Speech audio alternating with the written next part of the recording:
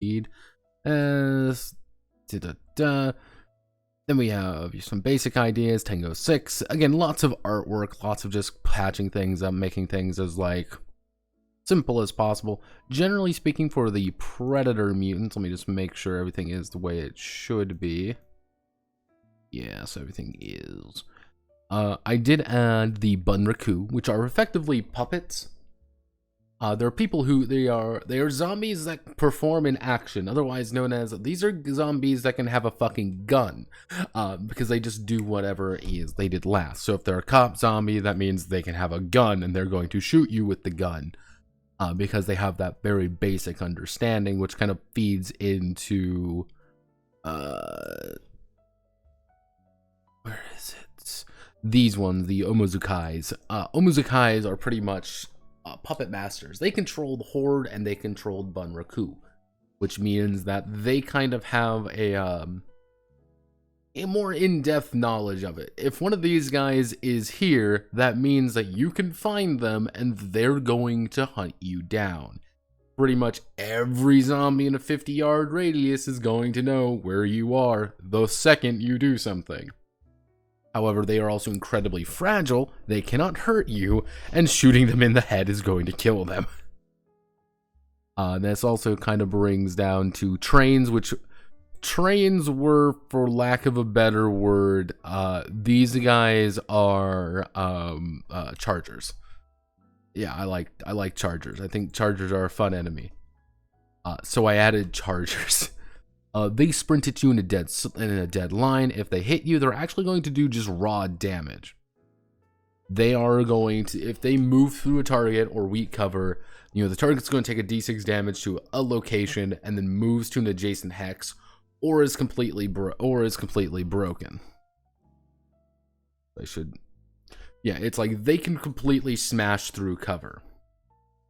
And they can completely smash through you, which could also be lethal in some cases. Like, they're going to roll to hit you, and if they hit you just right, you're kind of fucked. However, the issue is they can only move in a straight line. That is all they do, is move in a dead straight line. That's kind of their instinct.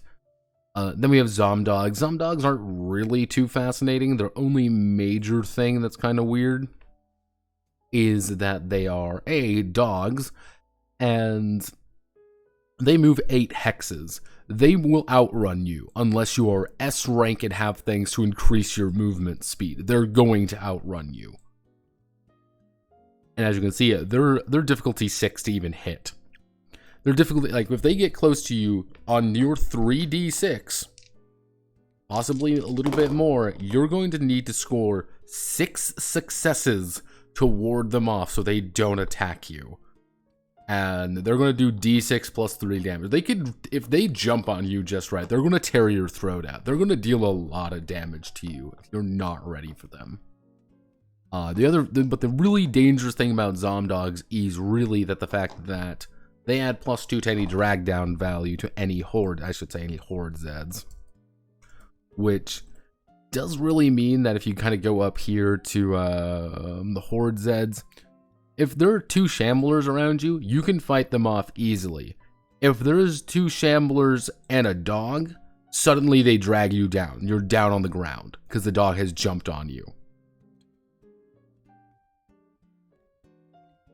Let's see that. Well, yeah. I like the spitter too. I couldn't really put the spitter in.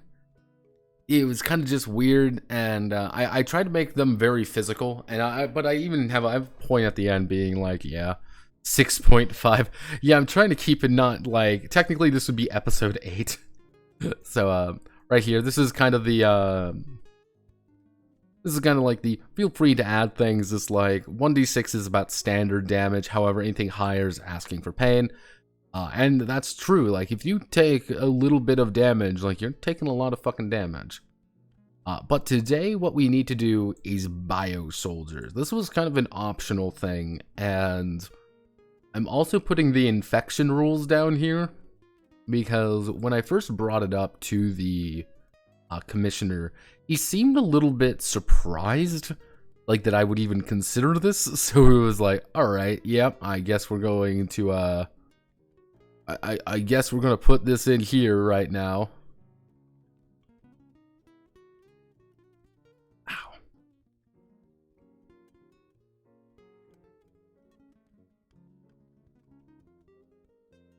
Yeah, is this the end of Zombie Dark 30? Yes, this is the end. After Biosoldiers are done, it's pretty much over. I could probably go through, and there's probably some things I could try to find and fix. But it's one of those things where it's going to boil down to like me sitting there and being like, 1, 2, 1, 2. It's going to be eyeglass checking. That's really all it's going to boil down to. Which, it's kind of hard sometimes to like, how do you go over eyeglass checking? I should actually do, we'll highlight that a little bit more. But yeah, no, everything should work in theory. Again, this is kind of the last one. I have a feeling it's going to be a little bit, but not really like a lot, if that makes sense. But yeah, and that's pretty much going to be the end of Zombie Dark 30. So let's get started.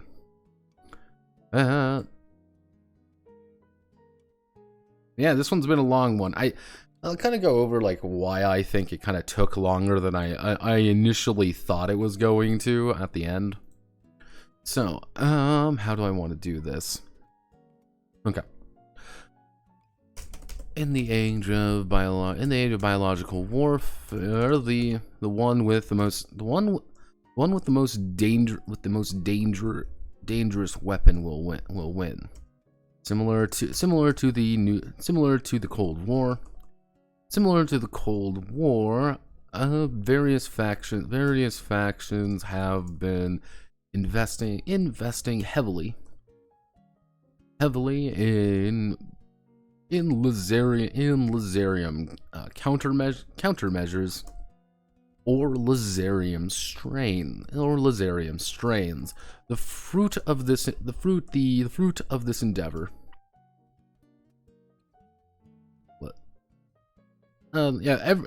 My goal is to like every game get a detox I go through. Like some get delayed because people don't like the detoxes as much as they like the cases, like the little opinions. I mean that's not like a revelation or anything. Let's be honest here.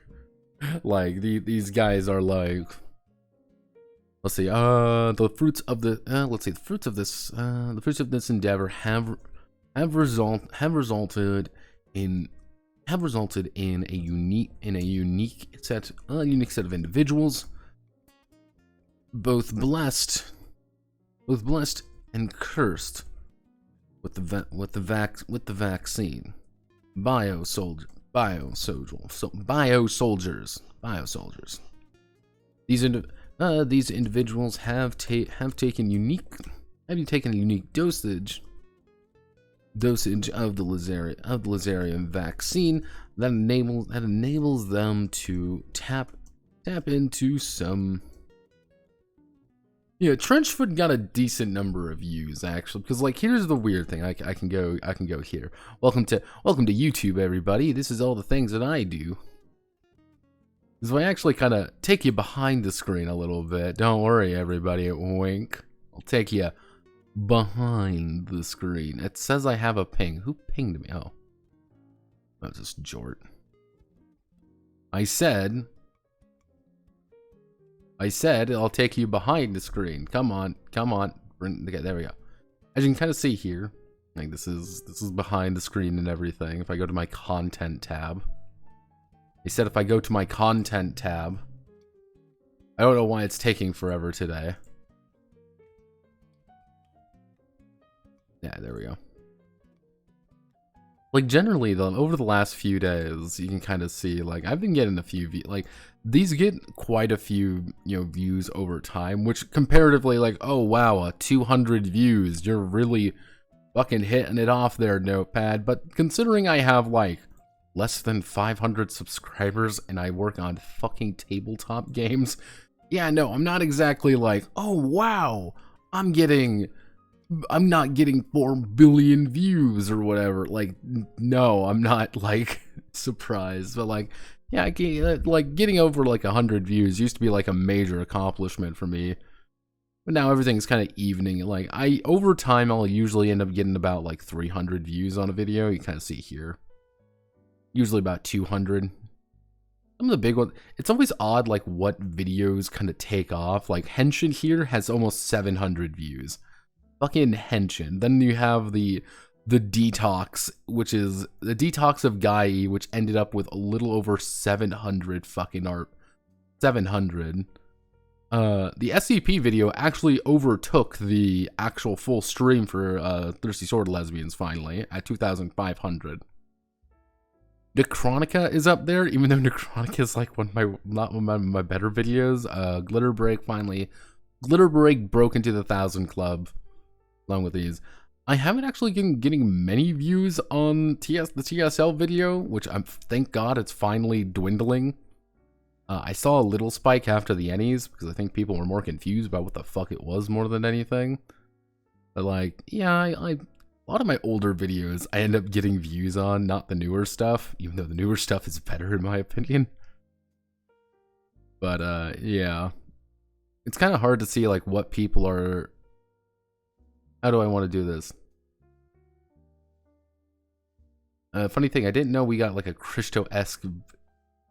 There's a few Christian-esque VTubers out there. There's a few that kind of focus on like the Christ thing. The one I used, her name is Prayers from Abigail. You kind of see here she's on the Twitter space. This is Abigail. This is the one I use primarily. She's funny every now and again. She can be a little bit she can be a little bit anime, but it kind of depends on your jam. If you like the really aggressively like anime-esque thing, you can kind of get she's fine. But if you like don't like the really high-pitched voices and things like that, it's a little bit painful. Let's see. These individuals take unique doses of the Lazarium vaccine that enables them to tap into some of the unique mutations offered by the unique tap into some of the unique mutations. These mutations allow the Biosoldier to perform their duty far above the call of duty. Let's see, perform far above regular soldiers at the cost of their mental stability, and need for regular doses of what would you call a good zombie vaccine? Because this is where the infection rules are going to go in, actually. Like, these are just raw infection rules. Let's see, regular doses of,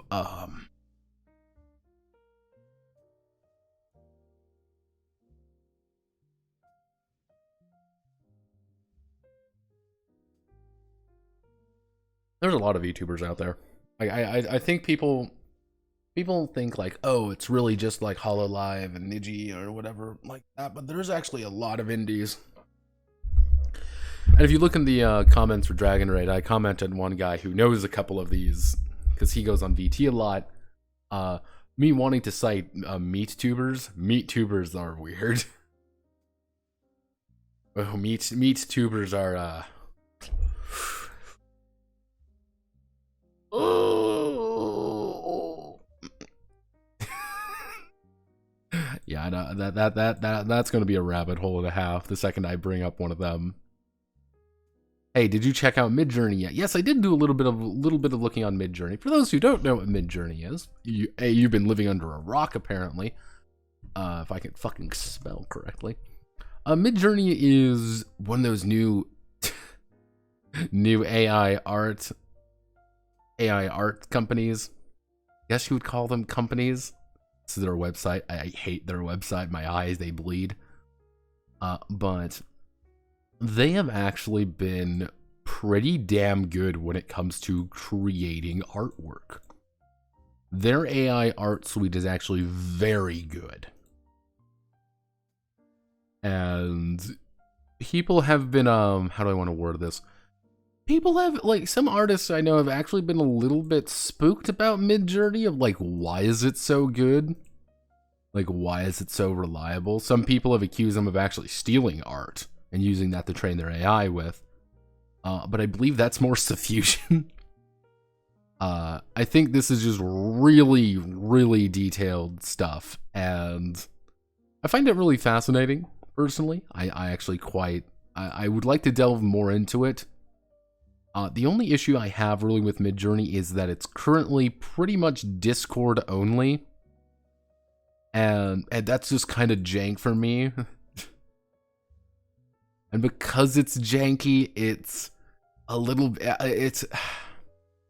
I want to hop on to it, but on the other half of me is like, maybe I should wait until it's a little bit more official. It's kind of that back and forth. What I do plan on doing, because the next PDF is going to be God-killing swords. What I've been doing is really using things like this.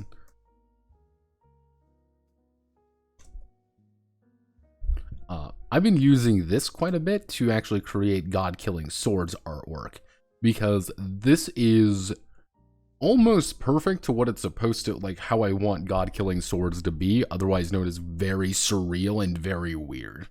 That's been the kind of the point. You can kind of see here, I like this kind of artwork. I think it'll work very well for that particular thing, for God-killing swords. The only issue is that it's kind of small, and what I need to do is I need to copy and paste this, cut out the border, and then like pretty much not an edge. No, I need to blur the edges. It's just going to be like a little bit longer, and they're mostly like an NFT thing, but I had to look into their website really and like double check.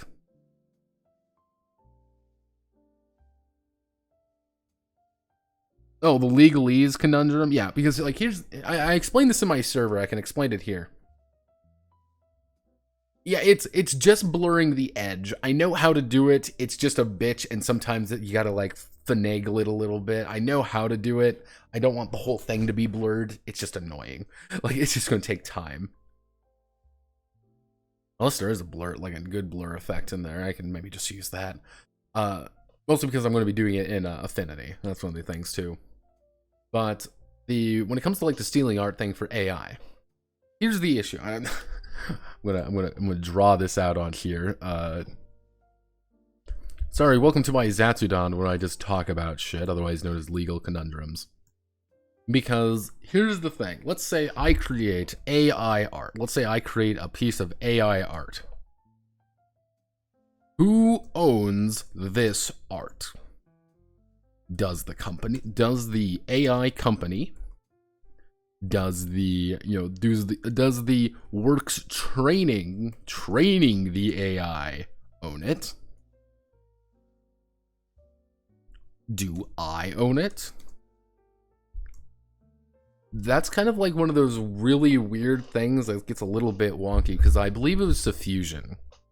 Suffusion was the one that people were noticing that it was putting a watermark. It was like this weird blotch at the corner, which people realized, hey, wait a second, they were actually adding a artist signature to it. It was clearly trained on, I believe it was not ArtStation, Pixiv, I believe. It was trained on Pixiv art. And because it was trained on Pixiv art, you get into some weird legal issues, which is like, who owns what in that regard? I'll give you all a very secret hint when it comes to that. A very secret, very nasty hint. Not a single human being wants to bring that to court. Not a single fucking human being. Because what's going to happen, if this gets brought to court, is there's two outcomes. Because you always got to remember, anytime something goes to court, you always have to debate on what the two outcomes are going to be. If they win the case, if they lose the case. If they say, if an artist brings it to court, and this AI company is proven wrong, like you have used it, you have violated copyright by applying this, effectively, you're gonna gimp AI tech for a long time. You're gonna gimp it. Because what that is effectively saying is, any artist can now claim copyright if your work happens to look like it. And they can only assume, hey, you trained it on this, or then they're going to have to like release a lot of information of, this is where we trained everything. These are like all of the images and shit like that. which is that's going to cripple AI art, like completely, like kill it in its cradle tier thing. And that's going to set a precedent in the future for like AI music, so for like AI writing. If it's somewhat similar, we can just assume that it's bad. We can assume that it's wrong. However, if the AI company wins, we have an issue of, technically, if it was AI generated, the artist has zero right. It's AI generated by the AI. Which is then going to invite people to, if things advance to the point, which I'm assuming it's going to advance to a good point, which is going to say, you can train an AI on a particular thing, which in the future it might be, hey, this AI simulates Rembrandt paintings. It won't do anything else. It's going to simulate. If you type something in, it's going to look like a Rembrandt painting. Awesome. Hey everyone, this is going to look like a Salvador Dali painting. Oh, that's kind of neat. Hey everyone, this is going to look like a Picasso. Awesome. What's going to happen is that people are going to find their artwork being applied to these sets or something, and it's going to be, and like nobody's ever going to want to upload anything anymore because, hey, the AI art can just do it better and cheaper and faster. Why would I ever commission an artist to do something when, hey, your art has already been plugged in? Like, all I need to do is like Control-C, Control-V effectively on your art, or just plug it in and have an AI generate art that looks similar to yours. That is going, no one wants that. Exactly, like the art, it's nobody wants to upload anything, or if anything does get uploaded, it's going to be through like 15 fucking filters, and it's shit like that. See, what I'm really surprised about is that the NFT guys haven't hopped on hating AI art stuff, because they can generate AI art really efficiently, and that kind of lowers the value inadvertently of NFTs by quite a lot. Yeah, it's which, yeah, by the way, like, there's actually a specific name for that kind of artwork, the corporate artwork. There's a specific name, and, like, I wouldn't be surprised, like, what'll happen is that these AI companies would just get an artist to train it, or they would just train it on things available. Yeah, it's a shitty situation either way around. That nobody really wins, and people, so they're going to have to ask this question and answer this question, I'd say in about 5 years.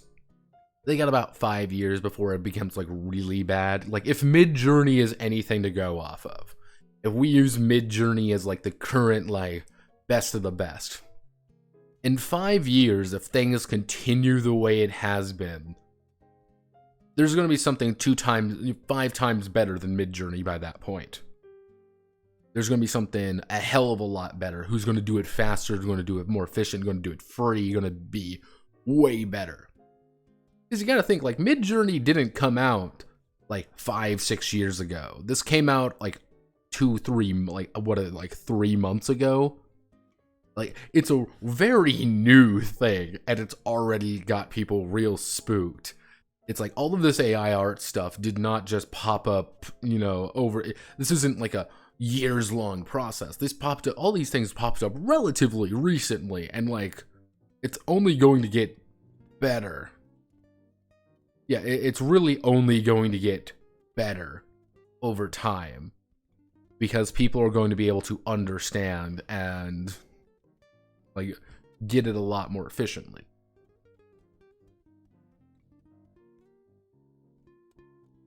Tech advances not linearly, but the other way. I can't exponentially.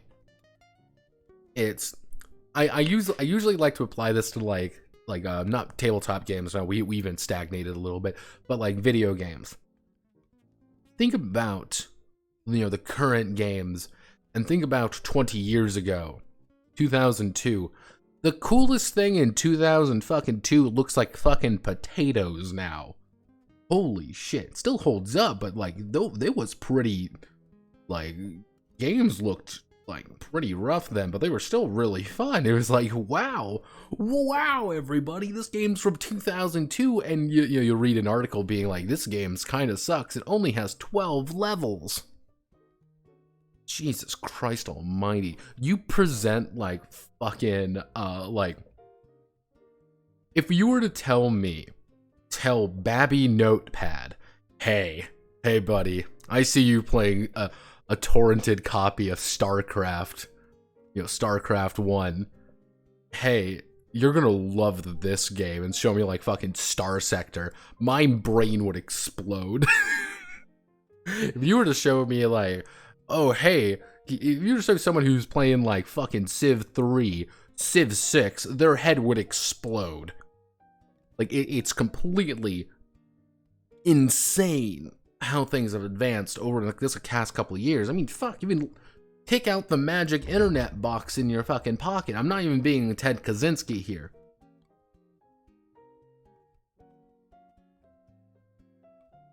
Yeah, like, it's one of those things, like, you see it things like, oh wow, no, the magic internet box in my pocket. Like 20 years ago, this thing was a fucking Nokia that I could use to beat someone to death. Now it's like, yeah, sorry. Oh, hey everybody, the video game market is now dominated by fucking mobile games. Like, Jesus Christ almighty. What I'm effectively saying is, like, if you think it's bad now when it comes to like, oh, AI art is stealing shit stuff, it's only going to get worse. It is going to get exponentially worse. And someone's going to say something. Someone's going to kind of bring it up, and it's going to be nasty. But the thing is this, I do not believe, and like I've said for many things, it's not going to be, hey everyone, my name is Josh Stanley, and my artwork was stolen by Midjourney, and here's the evidence, and I'm a solo artist who's ready to do it and has to fight the good fight. It's not going to be Joe fucking Smith or Joe Stanley or whatever. It is going to be 100 men in very nice suits with the fucking Mickey Mouse, pin on their jacket, walking, plug walking into to Midjourney's office and engaging in legal warfare. That's what it's going to be. Midjourney's going to pump out something. It's going to look like Mickey Mouse, and it's going to be a bloodbath. It's going to be in the corporate spheres when we really start seeing that. And I think when the music AI stuff starts picking up, that's when we're going to see some things probably get a little bit wonky. Because the music industry is very protective, and it's like, oh, this song sounds suspiciously like our weird SoundCloud rapper we don't give a shit about, but he sounds like our guy, and we have a multi-million-dollar, legal team who's going to fight you over it. That's what's gonna happen. And it's just going to get worse. For tabletop games is what I'm specialized in, what I like doing. Nothing is going to change, and most likely we will die. If you want me to be, doomer, if you want me to be doomer notepad here a little bit, at the current pace of things, I'm not feeling too confident of the tabletop game industry. Being perfectly frank with everybody here, I'm not feeling too confident. It ain't good. Not Zombrex. Zombrex isn't right.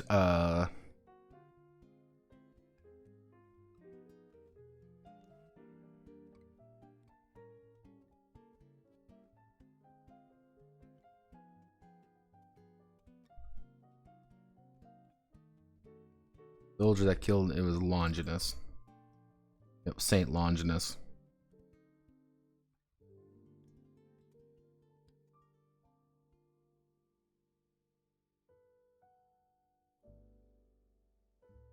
Who added me?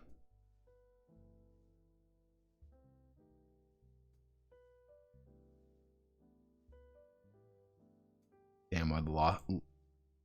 Well, here's the thing. I think this is like the biggest issue, because One of the advantages of tabletop games, one of the major advantages we have and we continue to have over video games, over movies, over any other kind of medium, the one major advantage we have is that I can pick up these dice. And I could look at you, Ethical. I'm gonna be like, hey, Ethical. Make me a check. Oh, Jesus Christ. Yeah, make me a check. You want to do what? You want to do that. Okay, make a check. Like, there's that, there's a human factor in tabletop role-playing games. Even, like, and that human factor is our one major advantage. It really is. We have the ability to take something and roll with it. I cannot change the nature of a video game easily. I cannot play Star Sector and then suddenly decide that I want to I want to join the pirates. No, that's an entire fucking process in that game, and it's annoying. No one does it. Or like, I want to tell the Persian League captain to fuck off. That's not a thing. I can't do that. Like, there are rules, there are limits with things like that. I can't change the script of a movie halfway through the movie by watching it. And I think that's one of the major ideas. That's our big advantage, is someone can change the nature of a tabletop game almost immediately. And that's very good. That's really awesome. That makes it really interesting. There in the recent years have been a push toward like the bigger companies to kind of homogenize things. And I think like 1D&D, for example, Wizards of the Coast wants you to go on their VTT. They want you to read their rules. But even then, it's like, well, why don't you just do it this way? Use our system, use our things. And we've seen advancements in like VTTs, in tech in general, which you can do things like that in a video game now. Like, you can do things in, like, you can do things like that in video games a lot more now. A lot easier than you used to, because to do that before, you had to play, like, Neverwinter and shit. Now, a lot easier. You know, things are getting easier, and people are kind of moving toward different aspects of the hobby, or they're shifting it into certain angles of the hobby. We're fracturing very heavily right now, and it's not looking too hot because there's like very clearly like segmented facets of the hobby. I don't think like war games are going anywhere because that will always be appealing, but there's a reason why like Warhammer Fantasy, like they did for a very long time, they never wanted it to be a game because they wanted you to buy the models, because the second a Total War game came out, bear with me, give me a second here. It's like, but like they never wanted like a Total War game to come out in like the mid 2000s because, well, you wouldn't want to buy the models anymore. You like everyone just switched to that because that's exactly what you do, except better, and you can update it, you can fix it. But like, and I think that was like one of the reasons why when Warhammer Total War just fucking skyrocketed in popularity. It's insane. There has not been any Total War game that's gotten a 3 sequels effectively. 3 sequels. That's impossible to think about. Genuinely speaking, that is fucking impossible. And it's gotten 3 multiple expansions for each. It's the biggest Total War game ever at this point. And they're going to keep expanding onto it because it makes them a shit ton of money. And I think that was one of the reasons why Games Workshop made a very dedicated effort to say, like, hey everybody, Old World's coming back because you like fantasy, but I don't think Old World is actually going to do well, because why the fuck do I want to buy $150 worth of models for 2 fucking regiments versus me boot up Warhammer Total War and I can play massive armies whenever I feel like, against whoever I feel like, whenever I feel like. Like, that is a board games. We've been seeing a lot of board games get adapted to the the video games. Actually, Root has a full board game. There's quite a few of them that have full full video game now instead of just the board game. Which it's not even like tabletop simulator even, that's its own thing, but it's like, yeah, here is the Dominion board game. Like it's like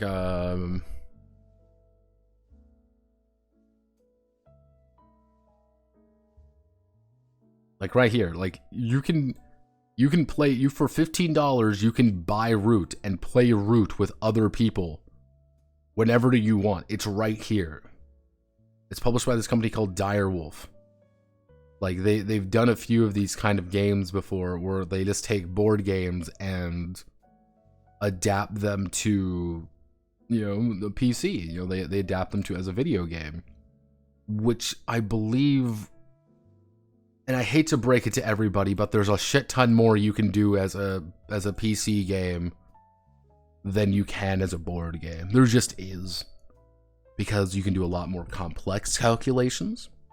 You can do a lot more complex calculations. You can do a lot more things quicker. You can have larger games in general, simply because there's just more people playing, because you can get more people. You don't really need to worry about, you know, buying like a 500. You can make things a lot cheaper too. Like the fact that I can, again, like I'm gonna open my own Steam up and just go to like a random ass game.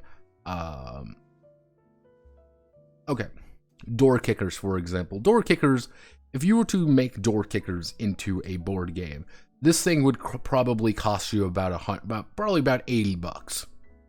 You get about 3 boards, a good chunk of miniatures, but this game costs $20, and you can sink easy 200, 300 hours into this game to really perfect it.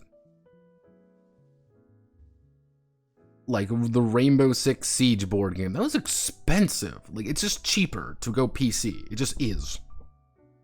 And you're gonna make a shit ton more money off of it too. Like, the one advantage board games, tabletop role-playing games, that a lot of those things have, the one thing that they have that we have to rely on heavily is the fact that I can do this to you right now, is I can speak to you.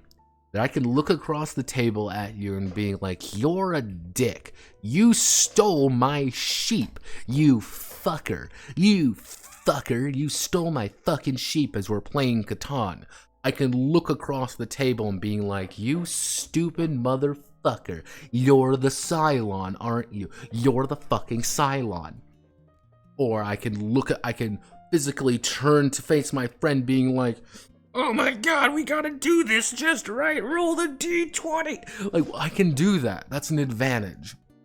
But here's the secret, here's the problem behind that. This will always be the problem. Me speaking to you is fundamentally different. Fundamentally. Than, you know, Todd speaking to Ted. Yeah. And, you know, as, you know, TTR, we have the strength and freedom, but you also need to interact with other human beings and have fun with them. That's hard. It is. It really is. And there's some people who don't like that. And it's a lot easier. Because, like, I even talk about it sometimes when I'm writing games. Like, I cannot put in rules for you to how to act. I can't put rules in to, like, play the fucking game, role play your fucking character. I can't put a rule in that because that's going to have to be default. That's going to have to be something you do. And that's why I even say some games are hard, because it depends on the GM, it depends on the players. If you got a shitty GM, doesn't matter what, you could be playing a greatest fucking game ever. If your GM sucks, it's not going to be fun. If you are playing with your best friends and playing a shit system, you know it's not good, but you're with your best pals, you're gonna have fun. It's gonna be an entertaining experience. And Alice is Missing is not a game. Remember that. But yeah, even like I had a discussion with my friend, because he actually enjoyed the concept of Alice is Missing. He enjoyed it quite a bit. It's just like it's a game about acting out that particular event, and that's kind of the idea, because it's like I look at him and I look at my friends and it's like, you're all a bunch of social fucking misfits. We can't play this game because I damn well know nothing will occur.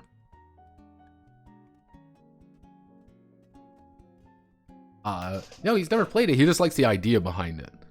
And it, like, but he was also the one that put us through a fucking puzzle adventure one time, and it was pain. It's funny with the absurd quantity of autists and introverts. Well, I think the idea was, and this was a big thing from like way back in the day, when you were growing up and you saw the D&D episode of like a cartoon or something, who was playing it?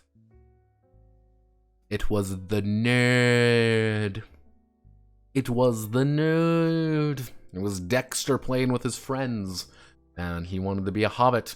Or it's one of those things, like popular culture has pretty much shafted them to be these kind of these introverts that are kind of they're the nerds.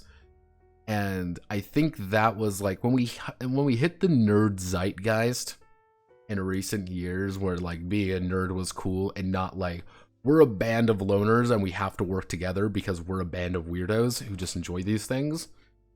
And it started to be like, everybody is a nerd. I think people started realizing very quickly, like, oh, turns out normal people interacting with some fucking autists or just like really weird people don't do very well. And that's why, like, anytime you see someone being like, I'm a professional nerd, discard them entirely. Like, they've not encountered real fucking weirdos until, you spent like an hour discussing like the fucking intricacies of fucking, One Piece lore or some bullshit like that. Like, I don't think tabletop RPGs and, board games are going to do very hot. Slowly gets out the progression chart of women and jocks for doing all his hobbies. Not necessarily that. But I feel there... how do I want to word this? If you've been told your entire life these hobbies are for introverts and weirdos, introverts and weirdos are going to be attracted to it. And if you get told your entire life that nerds are attracted to it, nerds are going to attract to it. And it's one of those things that's like, the hobby is dominated by those kinds of people because those were the people who play it. Those were the people who enjoyed it. And if you really listen to some of the guys who played back in the day, they weren't weird. How do I want to word that? They weren't super autistic, or they weren't super introverted. They were just guys who had a weird hobby. And it's the same quantity of people who are like, look at my model train set.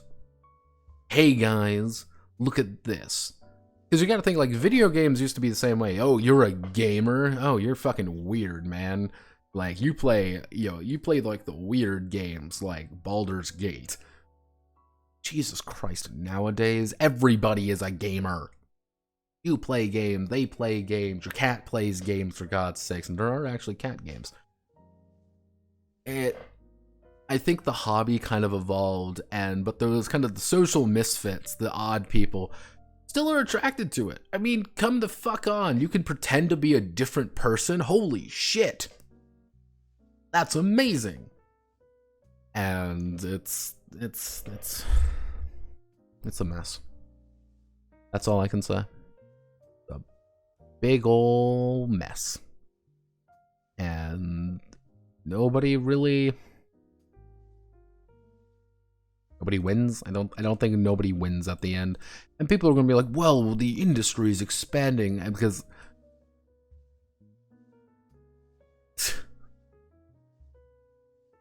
I think there was one thing that I saw. It was a very interesting little note. It was I can't remember even what it was. But like, one of the big things is, it was yeah, normal society and hobbies. Yeah, it's. I have a very long there's a very long and very ranty conversation I could have about things like that and why you see there's a reason why you can be called every slur in the book in Counter-Strike. I'm going to say that right now. Or like why people say like, oh, this community is toxic. Oh, this is toxic. There's a reason for that. And it's a very interesting one.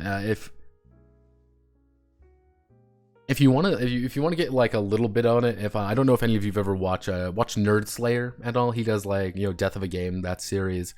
He recently did one on Heroes of Newerth, and he touches upon it a little bit in that one. It's yeah, no, but you're kind of hitting on it a little bit there, Draco. It's Draco and Ethical. It's the idea that if you've been perpetually told you're a weirdo, and like you're a weirdo, you're a freak, you're kind of an odd guy, and like you are regulated to this hobby, you're gonna go to that hobby, you're gonna go to it. And oh, that was it. That was I can't find it anymore. I don't know where I would find it. It's a comic. Pretty much it's a fucking pie chart comic. It's very funny. I'll see if I can't find it later. Yeah, to quote, nerd is cool now, but nerds are still losers. Yeah, I think that like you can kind of see that with aspects all across the hobby, and like I've gotten nothing done just because this is a very fascinating topic for me. Personally, it is. It's a very fascinating topic. And like I think a lot of people don't how's best to word this? Am I on the like side of people like fucking RPG Pundit? No, I think Pundit's a fucking idiot. I genuinely think Pundit just says half the shit he says to get a rise out of people, because, or like Raggy and shit like that. Wenger especially. I think a lot of those guys like say a lot of the shit they say, not because like they believe it, but more along the lines of like, ooh, that gets us clicks, that gets us this. It's like these hobbies that are personal, that social interaction between human beings that makes this hobby work, has become so increasingly hostile just because you don't know who's in the in group, who's in the out group. Are you playing with the right people? Are you with the right people? But if you don't play with the right people, you're bad. And then you get people who come in with things like Critical Role, who, this is just what the hobby is. Everyone has to be like Critical Role. If you're not like Matt Mercer, you're doing it wrong. It's like, no.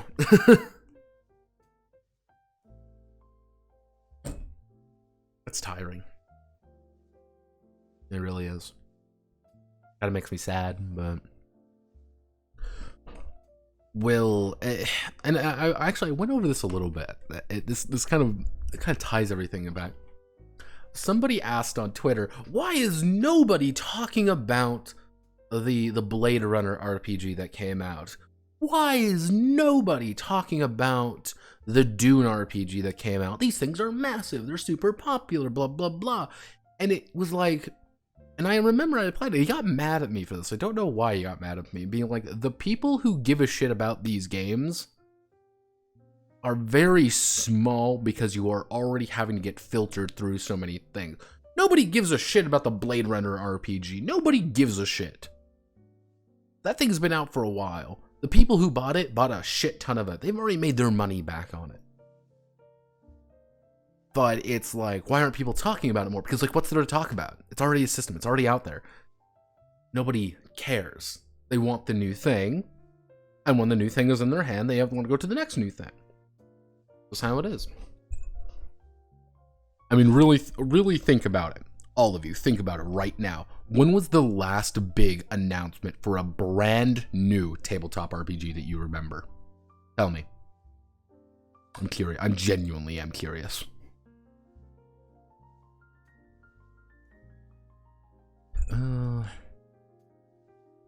Not any of yours. Big RPGs. Big. The important ones. Newsworthy. Let's see. The cost of their mental stability and need for regular doses of Longinus to keep them so. Brand new system. New system or IP. Even in a new IP game. Something. But not existing IP. That's a big one. Not an existing IP. Just has to be a brand new IP or a brand new system. When was the last big announcement? I can't remember. Like the last big one I remember like distinctly was like things like I remember Coyote and Crow was a big one, but that was a Kickstarter. And then it was like, oh, it's Invisible Sun, but it's like Invisible Sun? Like Invisible Sun came out years ago and he still uses the Cypher system. Yeah, it's like increasingly fine C, because like I even described it. Sorry, I bashed my mic. It's you gotta like you like first things first. You gotta like tabletop games. Don't like tabletop games, you're not gonna buy it. You gotta like the franchise. Okay, okay, so you like tabletop games, you like Blade Runner. You gotta like the system. Okay, that's already three. That's already like 3 layers of people who are already like out. And then you gotta to justify the cost. That is 4 layers of things to get through.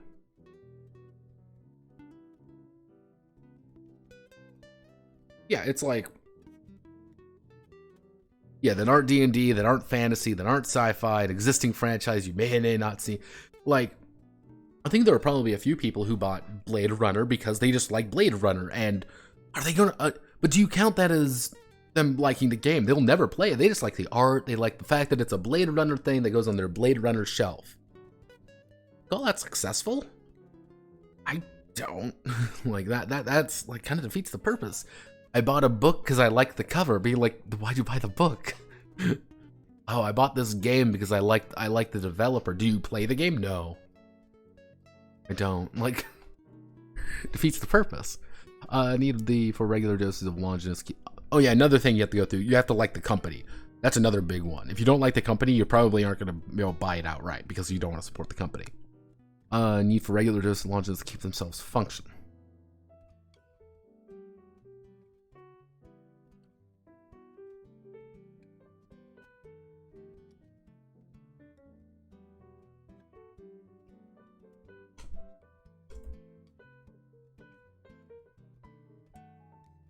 Well,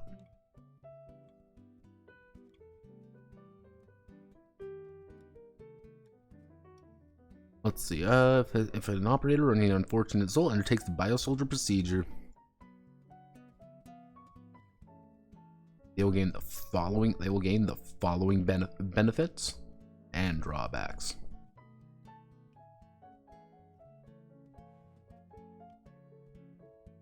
Lazarium. The fruits of these endeavors result in unique biosoldiers.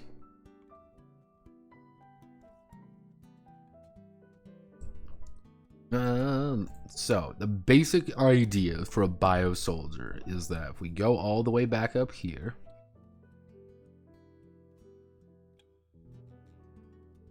let me just double check this. Gotta bring up your vitals.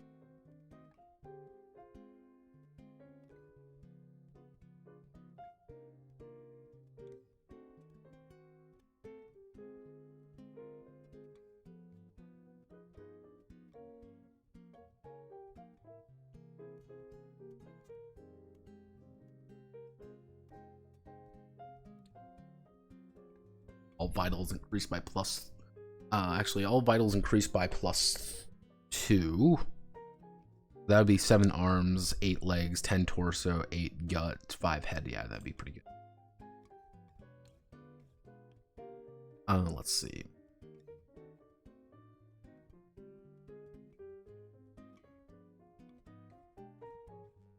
A minor regeneration, restoring. Actually, new perk, minor regeneration. All wounds Each scene decreases number of wounds.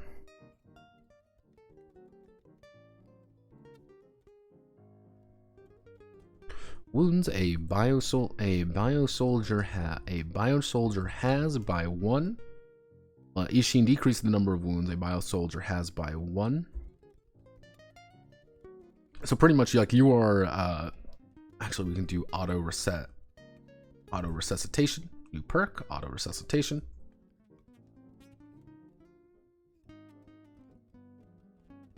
Lazarus's gift. If a biosoldier were to suffer, were to die, they instead resuscitate. They instead immediately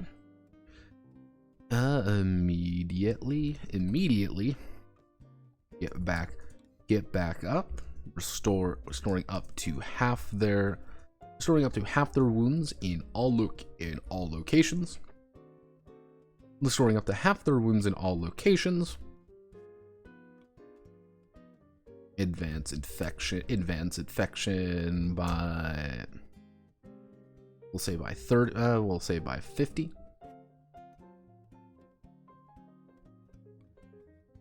We'll say half their total.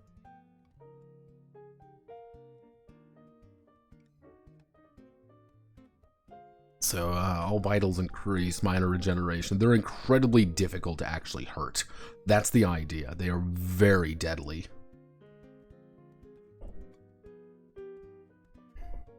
Gain automatic +1 armor and +1 pen.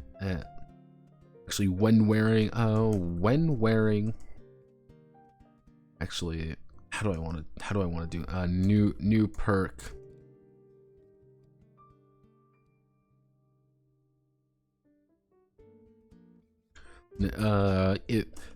Minimum value of 1 armor and 1 protection. Minimum value of 1 armor and 1 protection.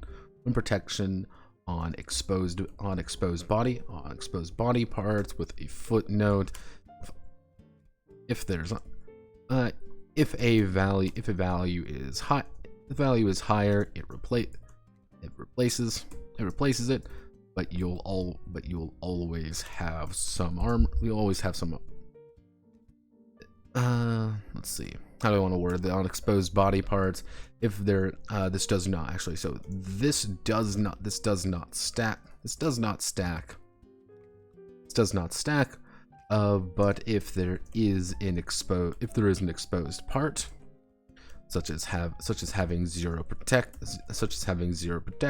or zero protection, an exposed part, 0 armor, 0 protection, then this applies. Effectively, it's saying you are incredibly tough. You are not going down very hard.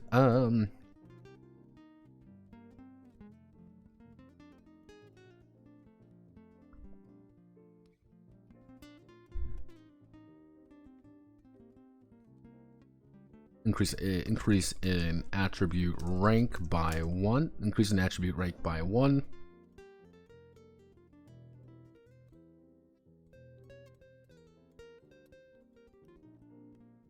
Actually start at an infection rate of 20.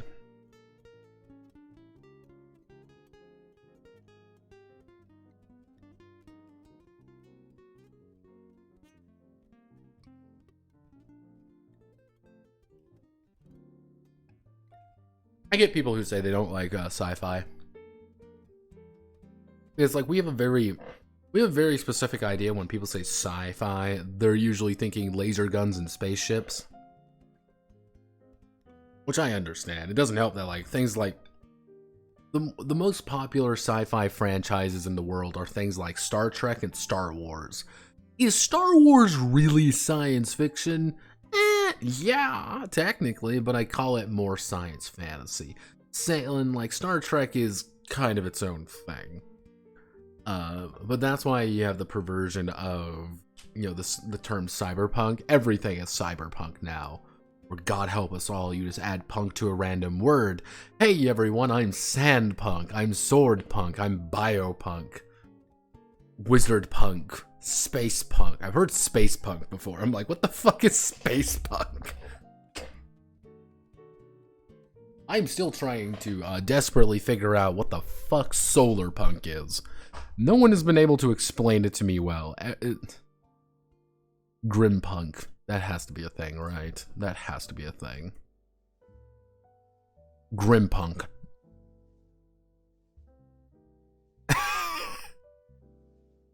Grim punk. It's come out. Yeah, this already came out. Come on. A funded grim punk. Oh, I hate it. Let's see. There has to be another item. Let's think. Let's think. There's solar punk, biopunk. Is there a dark punk? Dark punk music. Yeah, it's right here. I believe that's a looks like more that's like an artist. Oh god. Yeah, like you just slap the word punk at the end and it's like, yeah, it's this. What's sword punk? Aesthetics wiki. There's an aesthetics wiki. Oh, there it is, everybody. There's Kenshi.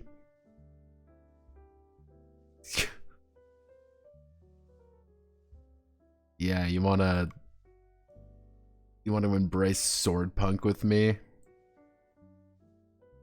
Kenshi RPG win. See, the thing is, like, here's the thing, I know how to do a Kenshi RPG. That's the worst part. Tiffany punk?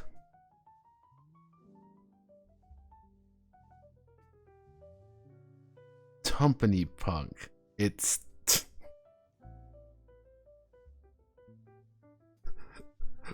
fate.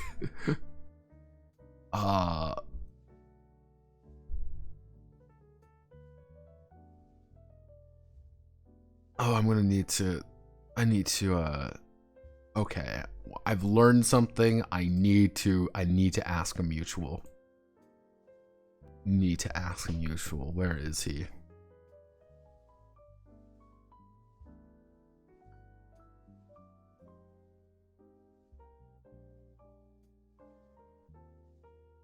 There we go. Oh, my Brazilian.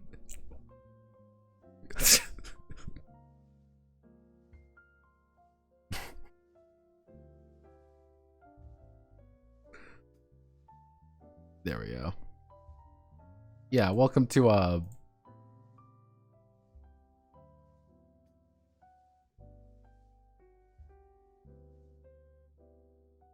aesthetic wiki. When are you gonna put Kenshi is odd, and again, this I'm kind of just ranting at this point, just ranting incoherently because I can do this.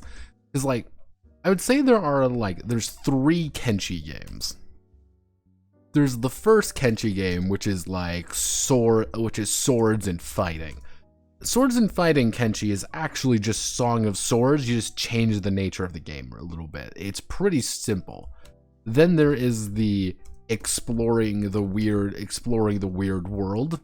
That's one aspect. And then there's kind of like the post-apocalyptic survival desert bit, where all 3 of these together don't actually work very well.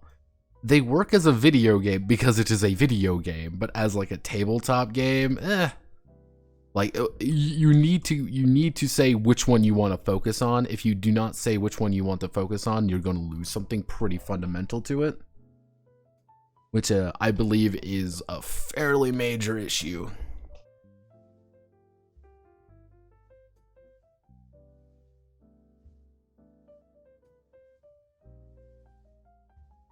Let's see. Injury, staggering.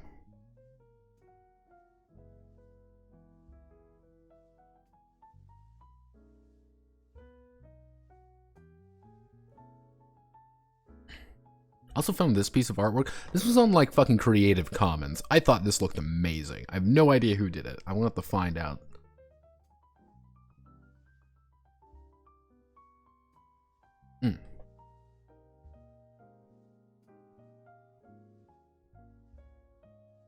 Yeah, so like these are what Biosoldiers. Infection rate of 20. So all vitals increased by this. New perk, minor regeneration. New perk, Lazarus's gift. New perk, Lazarium, enhanced skin. And what I'm going to do is I'm going to do this. If you ever wanted to know why these guys never fucking die, is because, well, they're literally designed to not die. And expose body parts immediately. Footnote, this is not stack. I have this, so I have max armor of 8 billion because I'm wearing... No. Armor takes priority, however. If you are literally wearing nothing...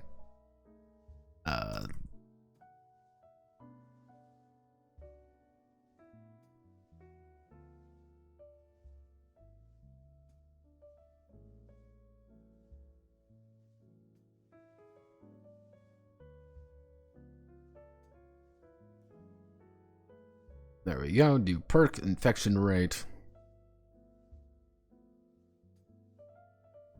So... I don't really know what the ideal Kenshi game would be, though. That's the issue. And I enjoy playing Kenshi. But I am also a horrible person when I play Kenshi, and I just play the real faction. You know, skeletons. I love skeletons. I think they're very cool. Like, out of all the races in Kenshi, very distinctly, like, very, you know, like, skeletons are a head and shoulder above everything else. I love them.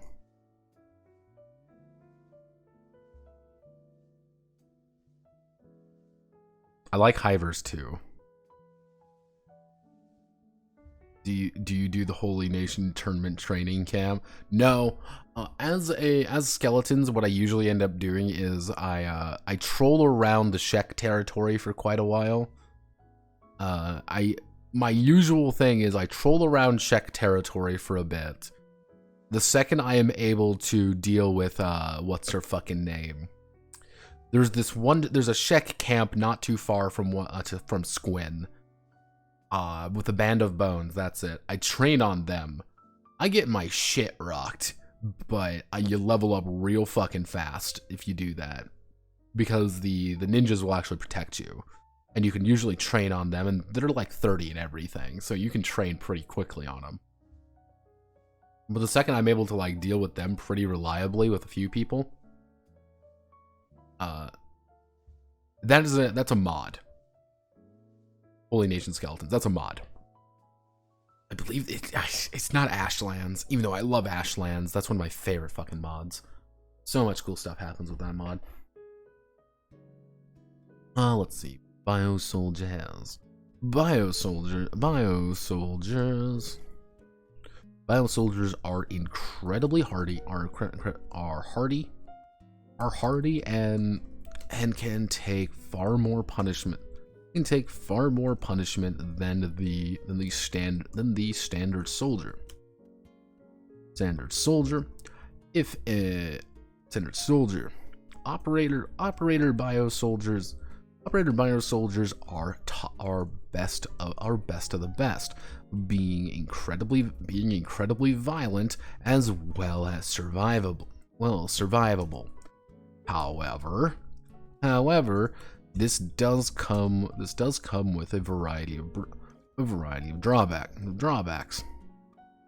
Most notably, going insane. Most notably,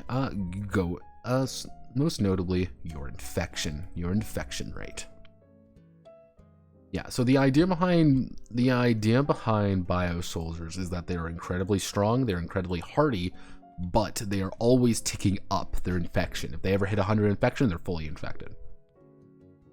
That's always the problem. So, what I should do is side note, enemy opt for biosoldiers.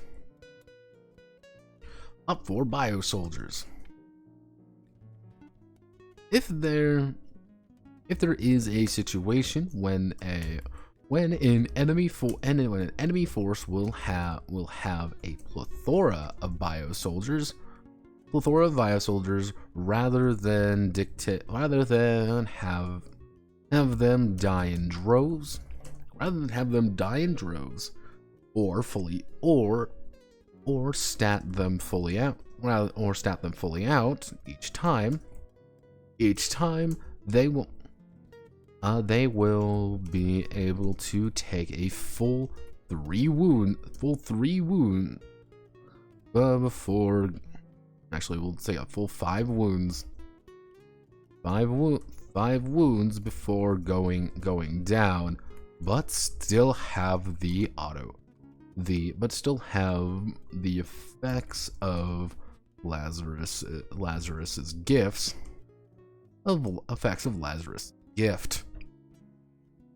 Lazarus gift and enhanced skin, and Lazarium enhanced skin.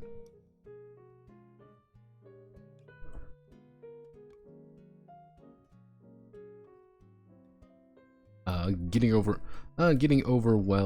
by biosoldiers. Getting overwhelmed by biosoldiers is incredibly likely.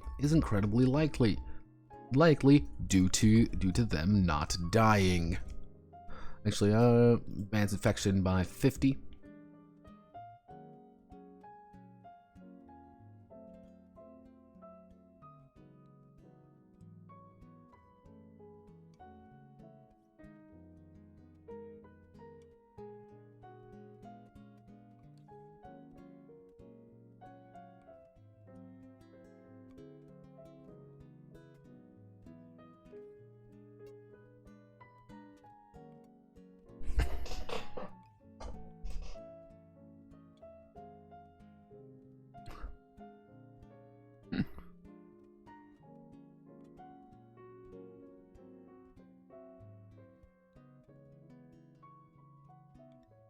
See what am I thinking of here?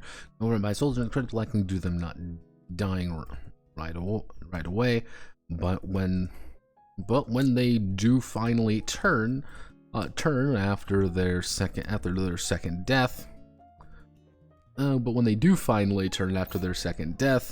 it's a gruesome reminder of biosoldier madness.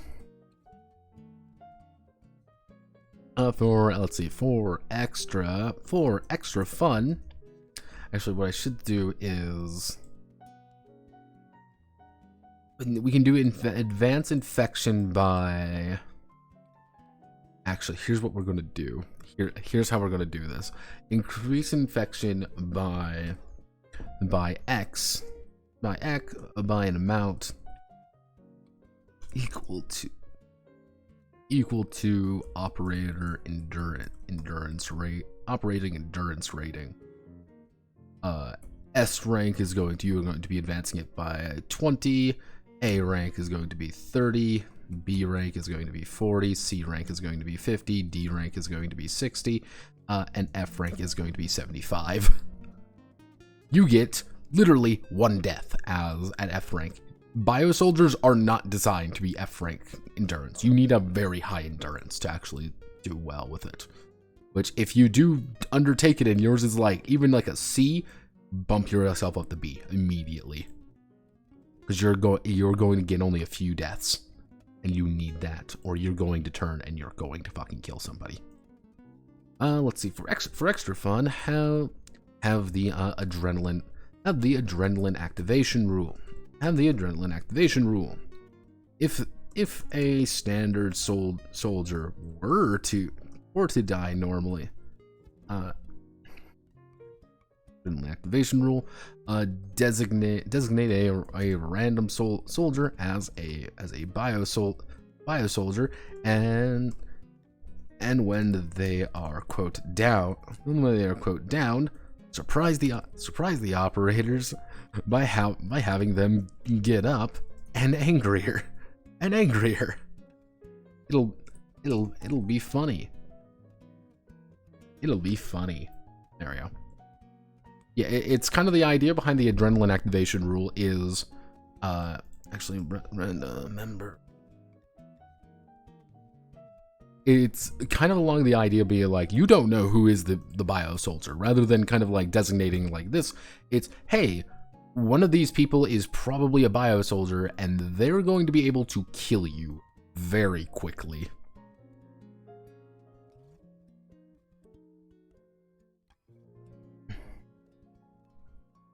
Biosoldier fragility. Yeah, like, oh, surprise, this person is going to kill you. Actually, if a biosoldier's infection rate ever hits 100, they have turned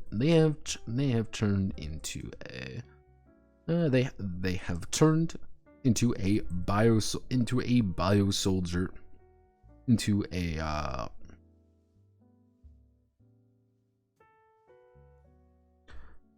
they've turned into a zombified biosoldier.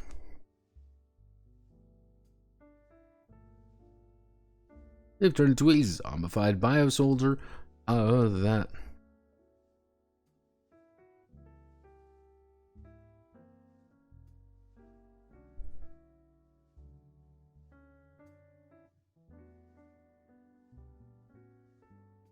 There we go. Ever reach 100. We do op4 biosoldiers. We slap a piece of artwork here to kind of highlight what this is all about. Then we go to, okay, we've highlighted the optional rule biosoldiers. Then we go to biosoldier 2, which is going to be biosoldier perks. Each biosoldier has a unique set of advancement perks which allow them to further mutate themselves in addition to advancement perks which allows them to further mutate themselves for additional for more benefits. Be careful. These mutations push the envelope of the biosoldier further along the track of becoming zombified. However, when this occurs, zombified, however, as well as providing different drawbacks.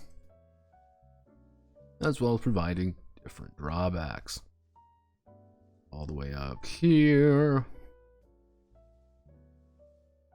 Now what we can do is we go up here to the full one when there's 10. Down here. And then we start highlighting some. So we can do a arm blade. The biosoldier mutate. The biosoldier chooses an arm. Chooses an arm for a major action. I should say for a major action. They may willingly mutate their arm into an arm blade or arm CQC weapon or arm whatever into an arm blade. Like actually willingly mutate their arm into an arm blade.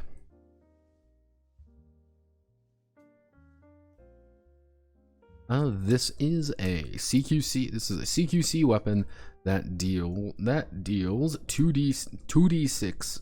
Let's see, does 2d6 plus 3 damage on contact.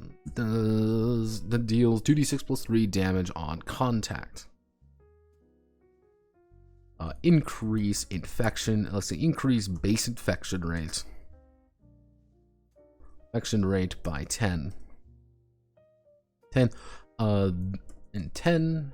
Actually, no. This lasts 2 entire scenes and cannot easily be hidden. Increase base infection rate by 10. The issue here is you've effectively said, thing, I have a fucking arm blade. Actually, this last entire scene cannot easily be hidden and nullifies and destroys any equipped armor on that arm. Yeah, so it's like, it's one of those things, like, mutating this not only has the benefit of, like, hey, here's like an insane melee weapon that can really fuck people's day up. Like, 2d6 plus 3 is going to kill any standard operator pretty consistently. Because that is pretty much you rolling 2d12. Which let's roll 2d12, everybody. So and then we half it rounding up. So I rolled a 9 and a 5. So my 5 would become a 3, and my 9 would become a 5. I rolled 8 damage, plus 3 is 11 damage. Any location on anything that is not any human being is dead. Like, that you've ruined their limb on whatever you've attacked. And on bigger threats, like, yeah, you've dealt a good chunk of damage if you've managed to hit it. It's reduced by whatever their protection is, but that's going to be able to hurt them pretty badly. Which we're going to play around a little bit with their auto regeneration. The Biosoldier's minor regeneration is replaced. Let's see. Is replaced. Let's see.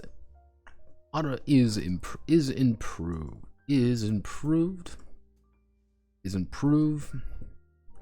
Decreasing the number of wounds. A Biosoul actually restoring a number of wounds. Let's say is restoring a number of wounds. A Biosoldier has by 2. So pretty much you're doubling your healing rate. Actually, we'll say fuck it. We'll lose 3. That's pretty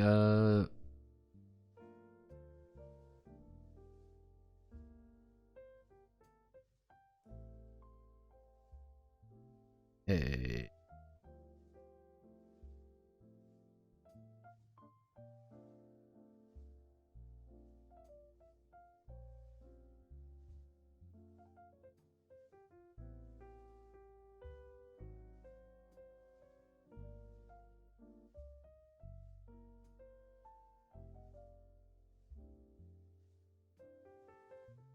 Reactionary armor, the Biosoldiers. So we just want to do this like raw. And Biosoldiers, Lazarium enhanced skin. Lazarium is improved. Minimum is improved, gaining 3 armor and 3 protection to all limbs. Actually increase base infection rate. Increase base infection rate.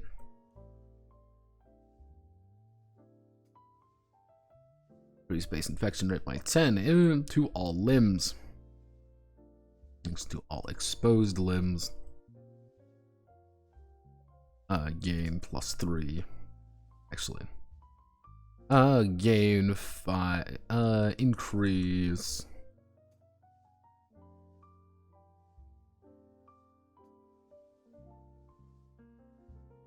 How do we want to do this?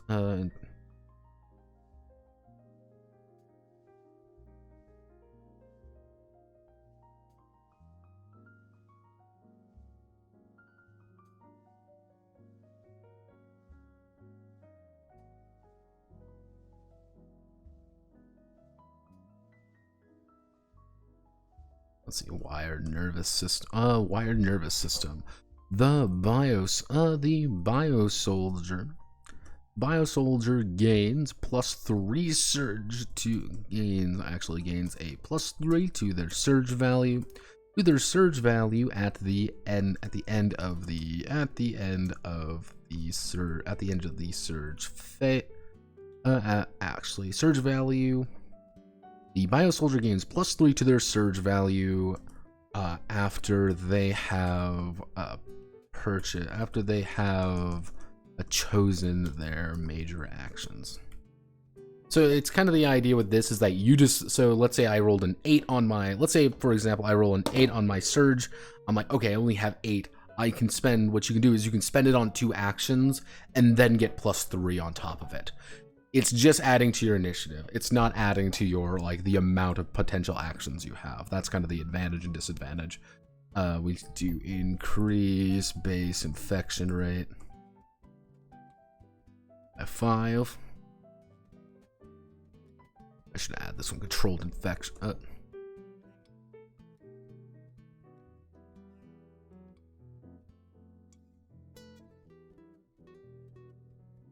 How do I want to do this? Okay.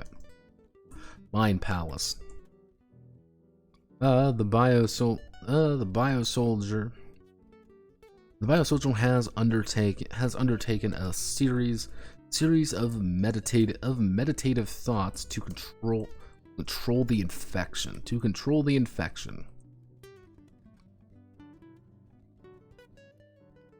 Let's see. Taking a series of meditative thoughts to control the infection. They reduce their base infection rate by 10. So pretty much Mind Palace is like your ability to like reduce it a little bit. Reduce base infection rate by 10. And actually, so and reduce in every scene, reduce total reduce current infection rate to the baseline.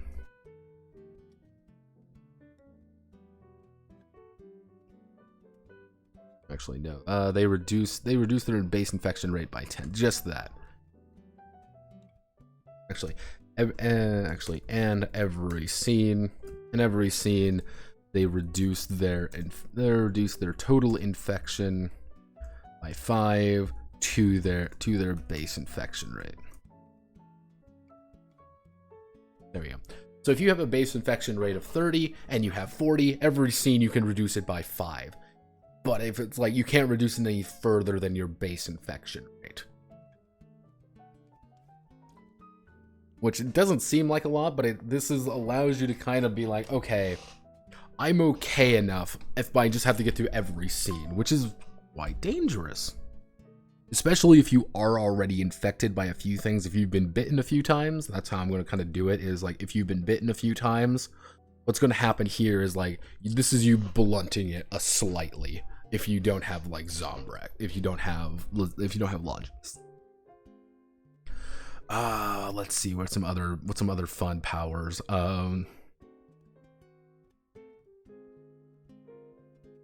Actually, no. Prince of the Damned. The Biosoldier.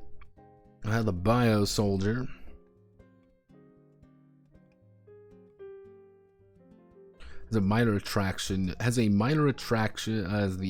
minor ability to control the horde. Once per combat, once per scene, the Biosoldier may issue an order to a horde Zed may issue an order to a horde Zed to have them perform an action, or dissuade themselves, perform an action or stop an action. That's you pretty much like using, I wouldn't say necessarily psychic powers, but it's like, hey, zombie, like, hey, I know there's a mimic over here and the mimic's gonna run, or like, hey, my guy's getting attacked. Prince of the Damned, I'm, actually once per scene for a minor action. It's like, okay, I'm gonna use Prince of the Damned and like force one of the zombies away from him. Like this, like, okay, move your entire, again, it's a single order that you can say, okay, get away from him, or go to somebody else, or attack this other person. Yeah, it's like, okay, you're deliberately like kind of fucking with people a little bit there. Actually, I should say, what would be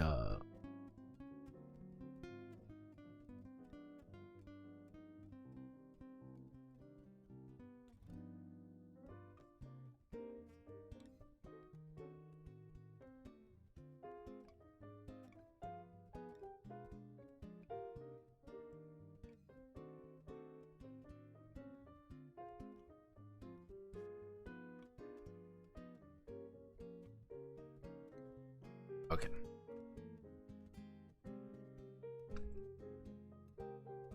Let's see, Zarina.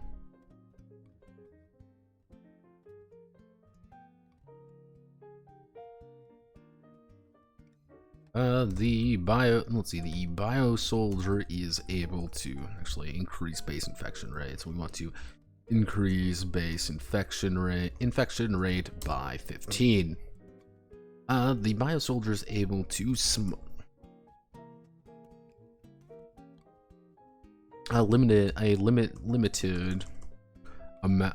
amount of the proper Lazarium vaccine from their blood.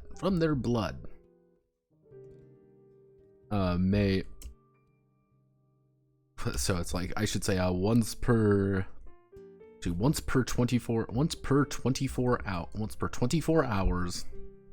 Let's do once per 8 hours. The bio soldier may perform light bloodletting and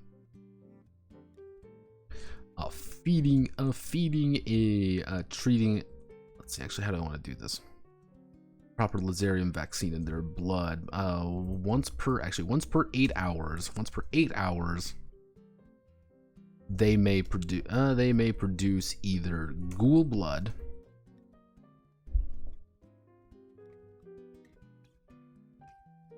How do I want this? Come on, items.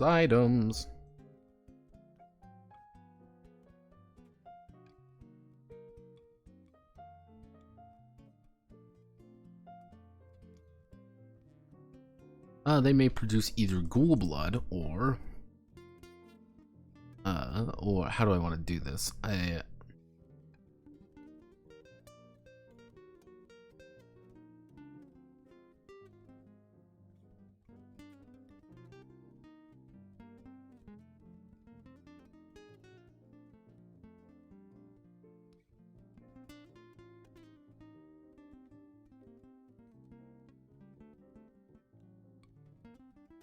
Or let's see, they may produce either ghoul blood or a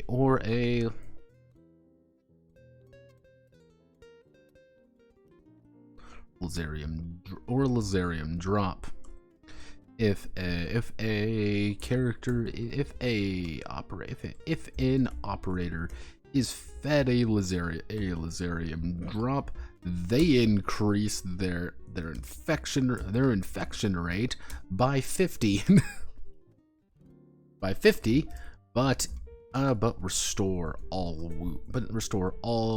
wounds. Increase base infection rate by 15.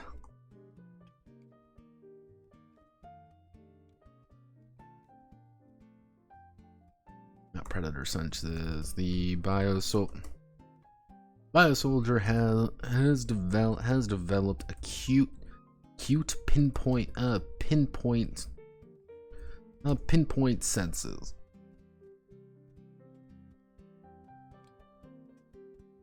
Has developed acute pinpoint senses, allowing them to see in the dark. As well as detect enemy, as well as gain momentum when tracking targets or finding people.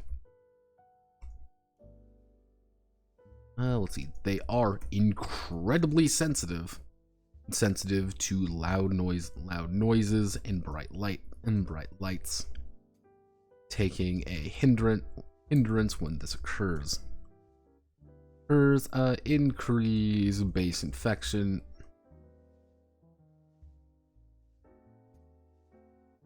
Right, by 10. Actually, what I should do. Let's see how many.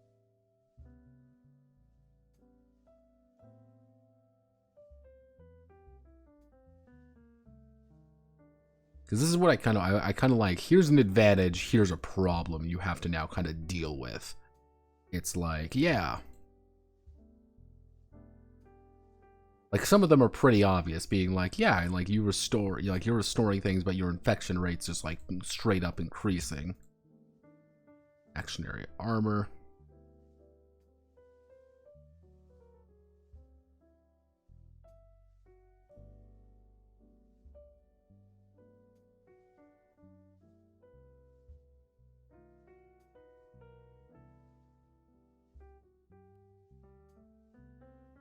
Let's see, so we need.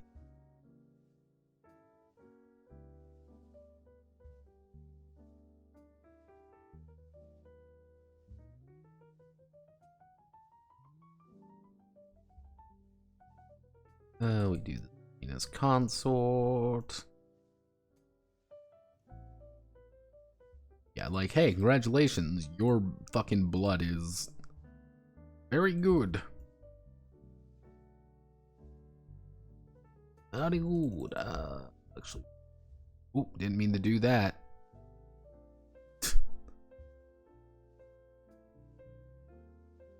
Actually, do we? 1, 2, 3, 4, 5, 6, 7, 8. Yeah, I think these should be like a good set of like example perks, being like here what they are. Let's see.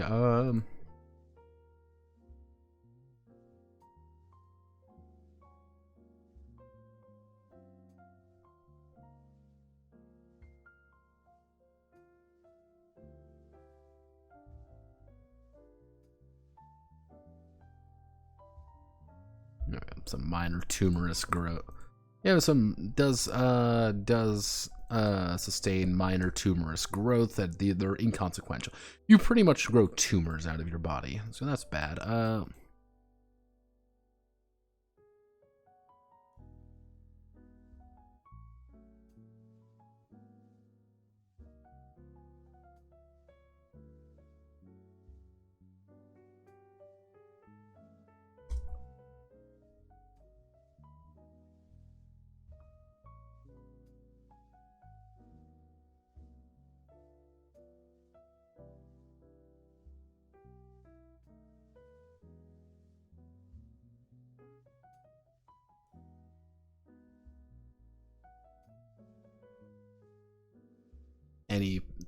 Any physical harm, nervous system, so we want to do that.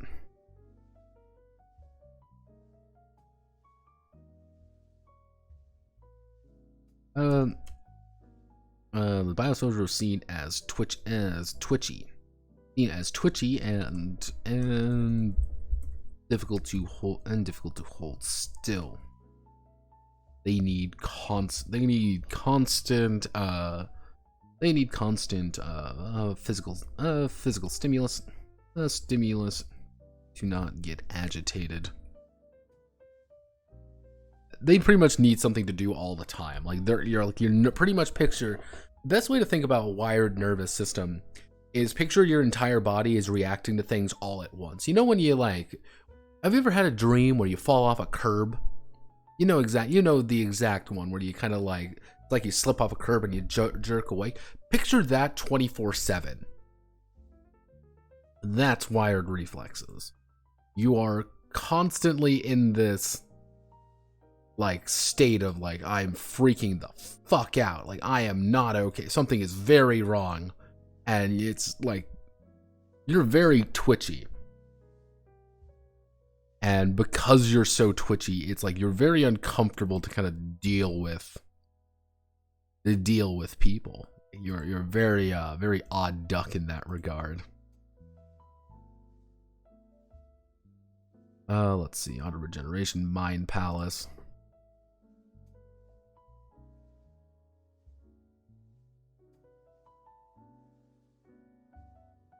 Let's see, though they seem lost in thought most days. Prince of the Damned. Biosoldiers developing this mutation have reported that Zeds talk back. This is nonsense. Yeah, there we go. Do a little bit of a spook there, being like, yeah, no, like the zombinos are talking back, and they let's see. I feel like I should add something related to predators, but I don't know what I would add. Actually, I know. We'll add apex predator, and the idea we'll add the other one being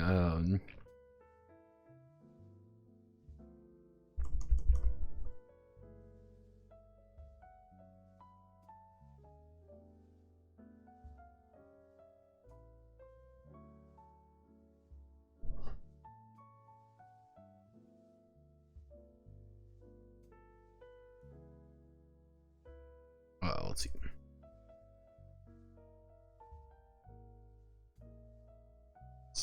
Combat simulations. Combat simulations. So apex predator. The biosoldier longs for combat again. Let's see. Biosoldier longs for combat against predators. They have momentum to attack or defend against Zed predator. Zed predators increase base infection rate. Increase in base infection rate by 5. This desire for combat clout also acts as a pheromone for predators. Expect extra hostility. So yeah, it's kind of like the idea being like, yeah, you're an apex predator, which is the idea being like, you really want to fight these fucker guys, and they want to fight you. Increase their base infection rate. Increase their infection rate by 50, but restore all.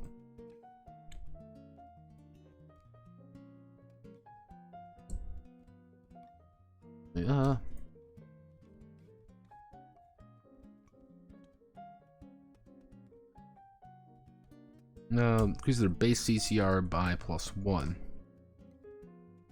Increase their base CCR by +1. Increase base infection rate. Let's see. Increase base infection rate by 10. The biosoldier cannot speak or perform complex interactions while in combat. They are enjoying themselves too much. There we go.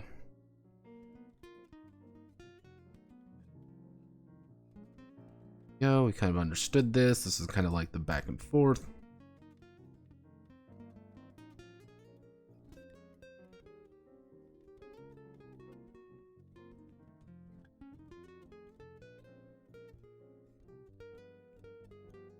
Cryptic dreams. There's some basic biosoldier perks that you can select. Let's see. Is that it for biosoldiers? Yeah, these are pretty much it for biosoldiers. Like, their entire thing is that they are incredibly hardy. They have a lot of tools at their disposal to do things. Because again, you can put yourself here as a biosoldier, and you can take these, but you can also take these. So if you want to go down like I'm a gun operator and like, yeah, go down, you know, like go down like ranger. If you go down like ranger biosoldiers, like you get like an insane number of benefits by just virtue of hurting things. Especially if you end up taking, or like if you want the most optimal state of being, it's hunter biosoldier. That means you pretty much are a horrifying murder machine regarding anything related to Zeds.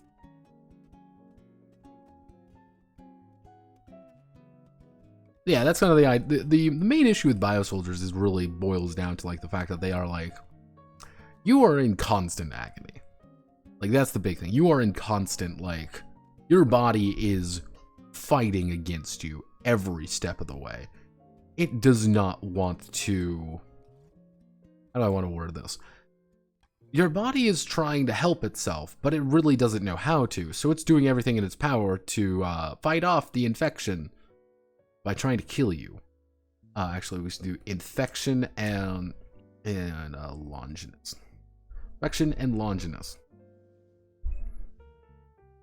Biosoldiers and regular operators. Operators are entering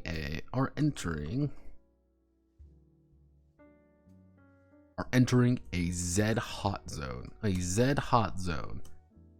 Zeds have a singular desire to spread the Lazarium virus. Spread the Lazarium virus. Spread the Lazarium virus.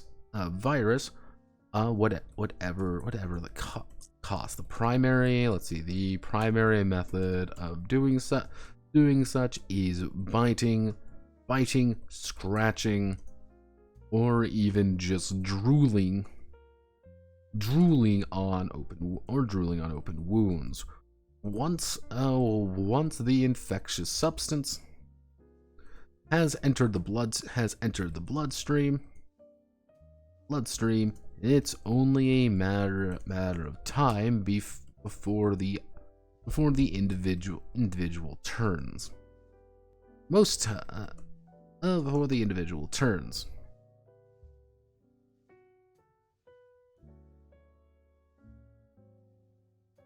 During most campaigns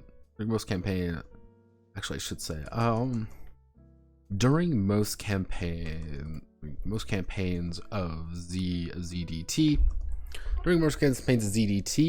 the operators are, quote, immune or immune enough. Let's see. The operators are immune or immune enough to resist a majority of the effects of the virus, even if it does put them out of commission for a while. Even if it puts them out of commission for a while as they undergo immunotherapy. As they undergo immunotherapy to beat back the infection.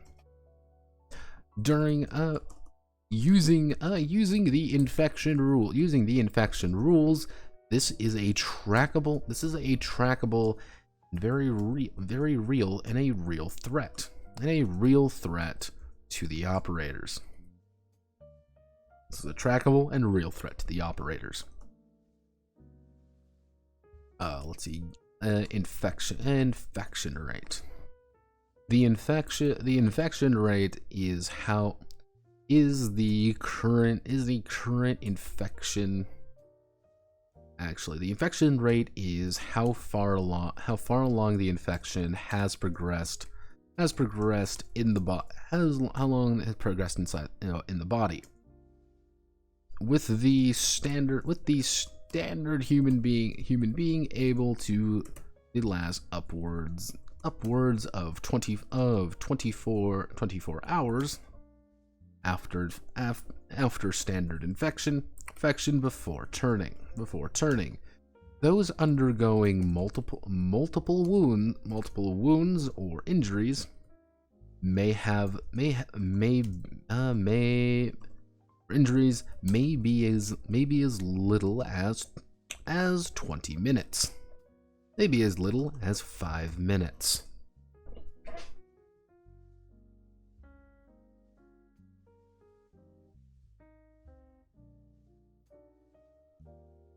Scratching the back of my leg. Ooh. Ooh. Let's see, who added me? Who's atting me?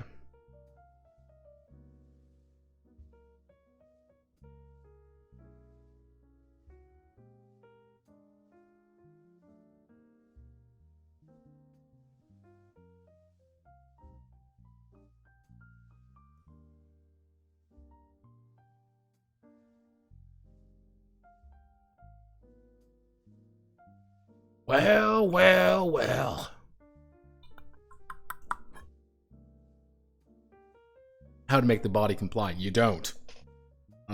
Or more accurately, you start shooting up Longinus.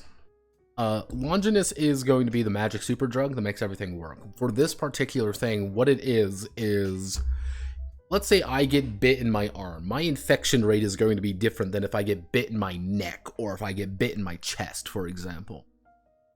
And what I have to do is I have to take that shot and inject it. That's what I have to do. That's the idea. Now, the idea being that injecting a syringe, a decent sized syringe into your arm or your leg is very different than please stab this into your chest or please stab this into your eye socket. Like that's one of the things being like if you get kind of that infection rate in different places, to stop that infection rate, you're going to have to spend a shot to stop it. Or you're going to have to spend a shot to stop that particular infection. This makes zombies like infinitely more scary because they can quickly down you by just by stacking up things.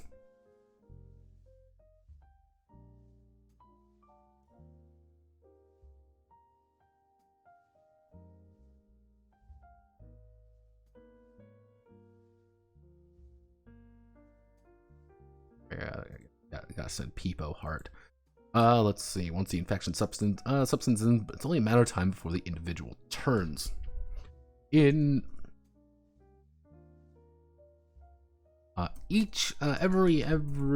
time a horde zed, or every time a horde zed attacks, every time a horde zed or particular predator zeds,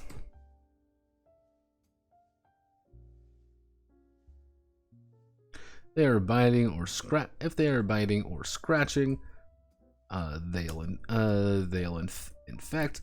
If they explode goo, or simply beat you to death, or simply crush all your bones. They won't. Despots do not infect people. They kill you. They beat you up, and then they shit on your corpse. That's what they do. That's the plan. Every time Horde Zed or particular Predator Zeds attack and successfully land a hit, successfully damage the operator, they will gain Damage the operator. Let's see. Every time a horde Zed or particular predatory Zeds attack and successfully damage the operator, they will gain an infected wound. They'll gain an infected wound. The wound will increase. Let's see. The wound will increase the infection rate of the operator. Let's see. The wound will increase the infection rate of the operator every scene by an amount dictated by where the wound is, and the operator's I believe it's called endurance. Resilience, isn't it? Yes, resilience.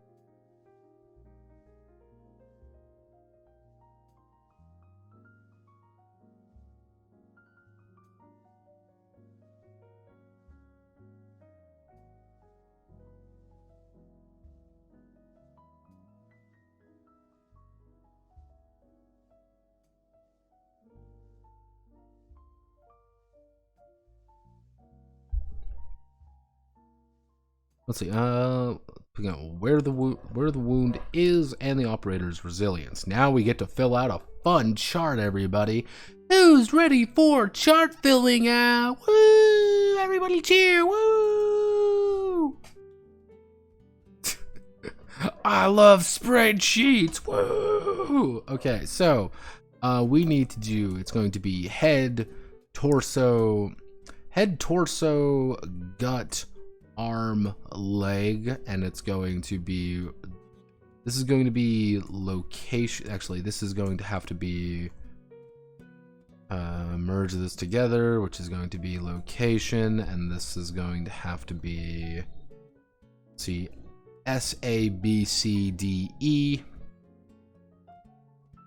Actually, an F, that would be F. It would be this is going to have to be, if we standardize this correctly, resilience rating. So S A B C D F. There we go. So okay, so we want the head. We do C to be the average. We're gonna say you're gonna have an infection rate of pretty much 40. Like, literally, you have moment. Like, you are not doing good if you get bit on the actual, like, head and you take a wound, which we're going to say almost like this.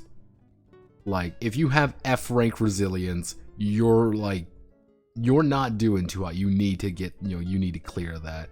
And if we do something like 30, 20, and actually we do 30, 25, and even 20. Like, even at S rank, getting hit in the head is actually very bad, but it's like you can mitigate it. Torso is probably going to be also pretty high.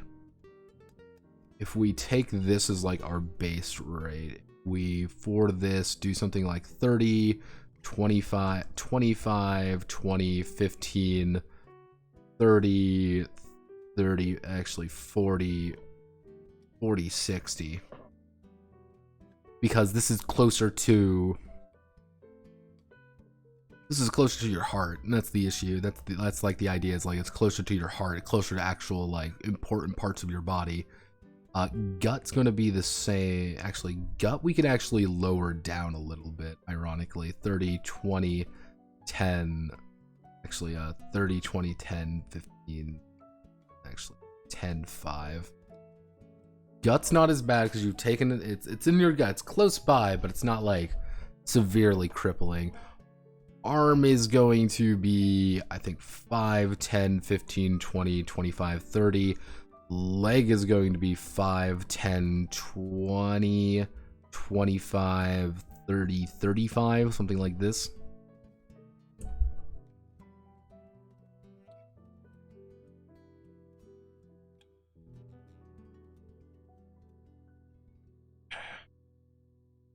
So because it's pretty much the number of wounds which is going to increase the rating. So if like let's say I have like two infected torso wounds, torso wounds, and I have with B rank resilience, I'm going to gain 50 every round. Like I pretty much have 2 rounds before I turn. Because I am incredibly infected. I need to clear that out this combat. I need to clear it out now. Ooh, part of me thinks like I should decrease these numbers. Maybe we do something like this. And for gut, we do 30, 20, 10, 5, 0. Like, no. No. Keep numbers high on these ones. These are the dangerous ones, which you're going to get hit in the torso most often. So maybe along the lines of like 60, 40, 35, 30, 25, 20, 15. There we go. I mean, that's not...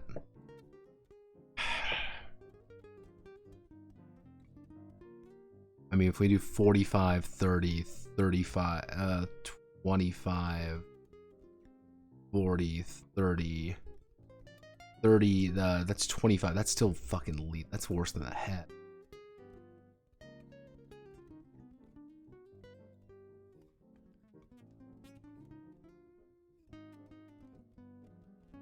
I think these ones work because you can take a few wounds on your arms and legs and still survive. It's torso I'm 100% on. If we're using head as like your fuckadoodle dude, have fun asshole, like let's say the base for torso is going to be 10 and work from there. Let's work backwards. So if we do something like 15, 20, 25, 30, 35. Actually, you know what we can do? Here's what we're going to do.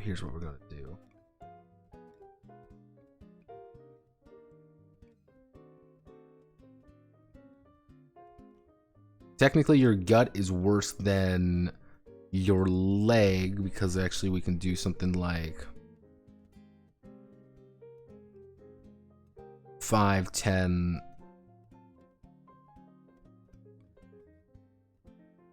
5, 10, 15, 20, 25, 30.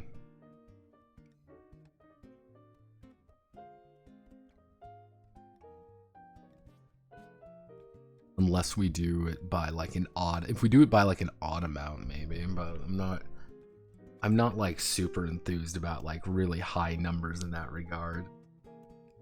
Welcome to spreadsheet autism with Notepad. That's great.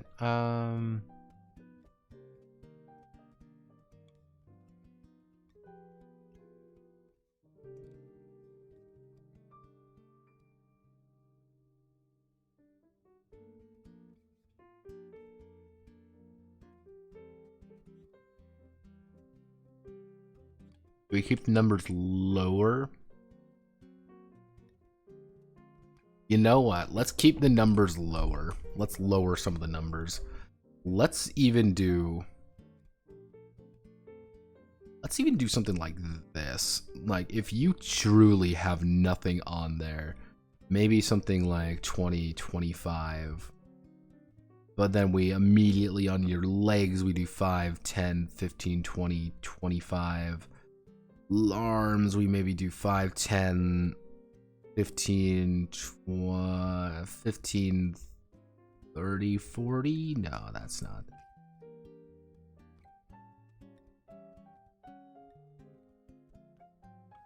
Like, even if, like, yeah, you have S rank resilience, means, like, you should feel, like, really fucking good.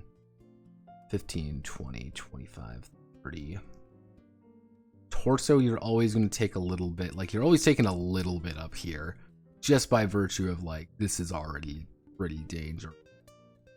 But maybe we can do something like 20, 30, 50. Maybe we can do something like torso. Torso, you're always going to take a little bit, but maybe we do actually 10, 15, 20, 25, 30, 35. or we do 10, 15, we bump it up to 20, then we go to 30, then we go to 40, then we go to 50. For the torso, on the other hand, we do 0, 5, 10, 20, 40, 20, 30, 40. Gut, 5, 10.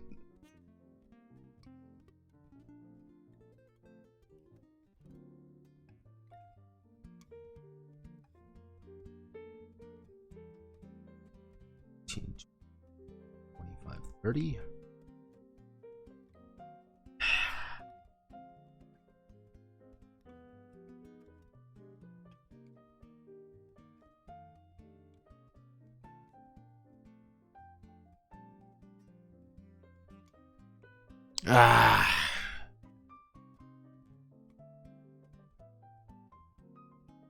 Okay, so what do we want? What do we want to occur here?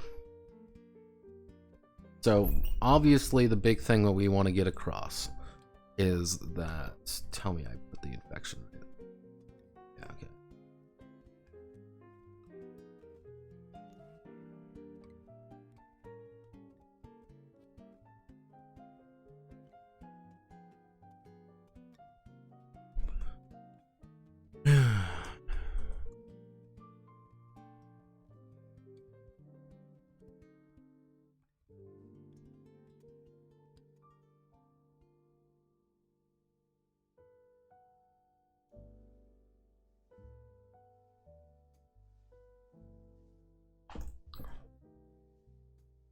Okay, so let's think about, so we want head to be lethal, you know, head to be lethal, torso to be like real bad, because you've taken, like, that's kind of the idea, being like, even getting hit in the torso, it's not kind of like, okay, I've taken torso damage. It's like, no, this is still pretty fucking bad. Gut is less bad. Arm slash leg is like decent. Like you can survive that pretty simple. So I mean, if we use this as the baseline for, let's say, a leg, for arm, do we do, fuck it, I think we have to. We do something like 3, 6, 9, 12, 15, and for arm we do 5, 10, 15, 20, 25. It's intervals of 5. So getting bit in the leg is the least, kind of the least of your concerns, kind of thing. That's decent to get bit in the leg. But the problem is, this is the thing with getting bit in the leg, which is the idea that you can get bit twice in the leg and suddenly it's increasing faster. But do you want to spend a vaccine? Do you want to spend pretty much a shot to get rid of a leg wound? It's not that bad, right? It's not that bad. So it's kind of that constant back and forth, like, should I not? Do I not to? Do I not want to? So this is the thing that's going to kill you, is that you have a leg wound without realizing it. Arms is pretty bad. Gut, maybe we do something along the lines of 3. We do 3, 6, 12, 20. No, don't double it. 3, 6, 8, maybe like 18, 24, 30. So getting the gut can like really set you back a few points if you're not careful. Torso is a lot more aggressive in that regard, but maybe we can do something, because if we're doing this now, what we can do now is something like this. It's a little bit more aggressive. So you have the 3 intervals versus the 5 intervals. So actually we can do, if we do this, 3, 6, 12, 18, we do this, that means the gut is a little bit better than getting bit in the arm. A little bit better than getting bit in the arm or getting bit in the leg. Guess we can reduce. I mean, if we want to do this right, what we can do even is like 4, 8, 12, 16, 16, 20. It's not. Maybe if we do something like 6, 12, 18. 24, 30. And then head is just like a raw, like, mass fucking increase. So taking two infected torso rooms rank B would be 24. Would that be increasing your thing by 24? Like right off the bat, you're increasing it by 24. And it's like, fuck, this is going to keep ticking upwards. Okay, so I believe this should work.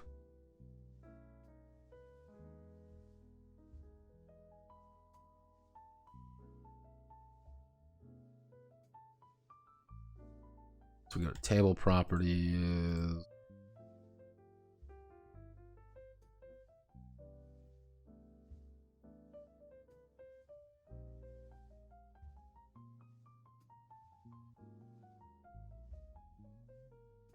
This. Shrink the table a little bit. Let's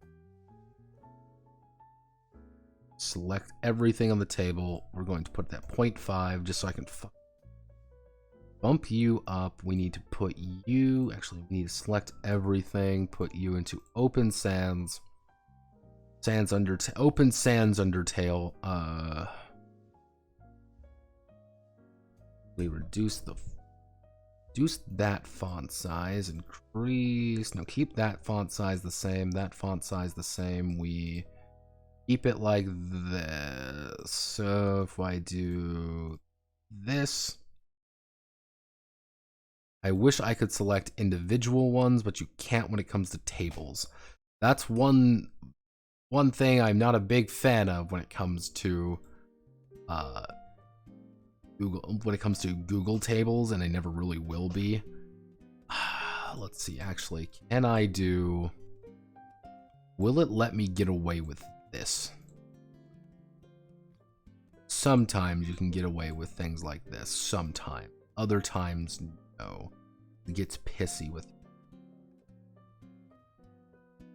So if I do that,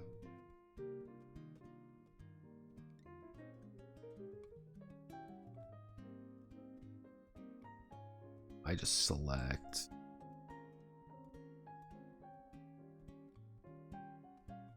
No, okay, it's all or nothing. Yeah, you see what you can do some slight manipulation. You can fuck with it a little bit, but not too much. Because if you try to fuck with it too much, it gets mad at you. If I really want to, what I could do is put you at the 0.5, select everything here, merge all the cells together. Or I could do something like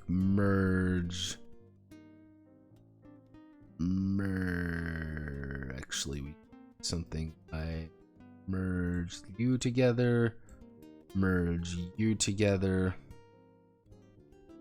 Let me just do rating. I know I am a genius. I am a genius. I know what to do. We need to delete not this row. We need to delete this column. We need to do that. We do select this. We put you together. We merge you together.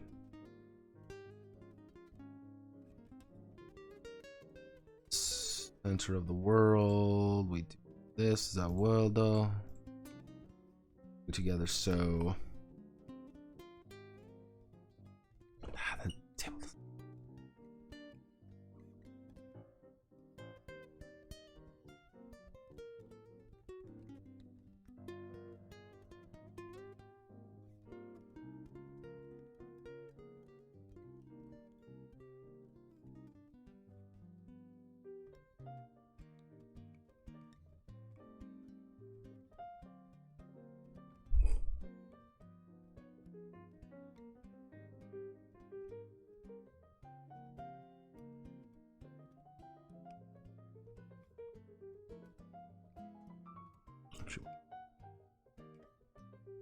This and then it's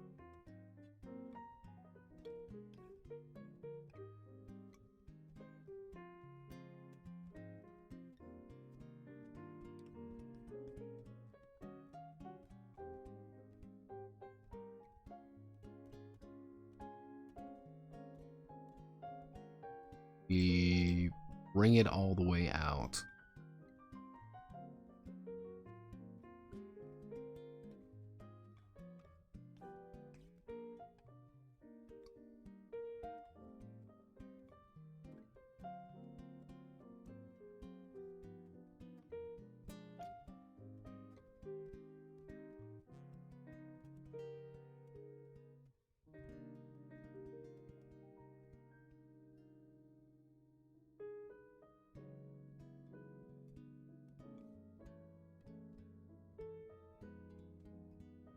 Ask the questions you want answered.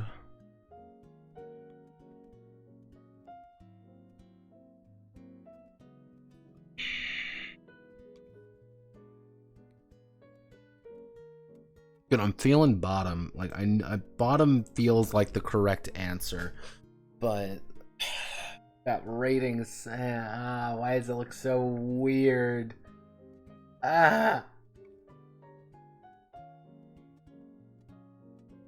Why does it look so weird?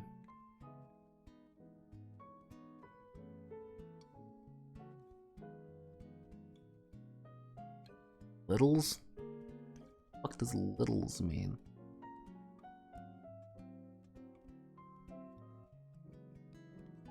Okay.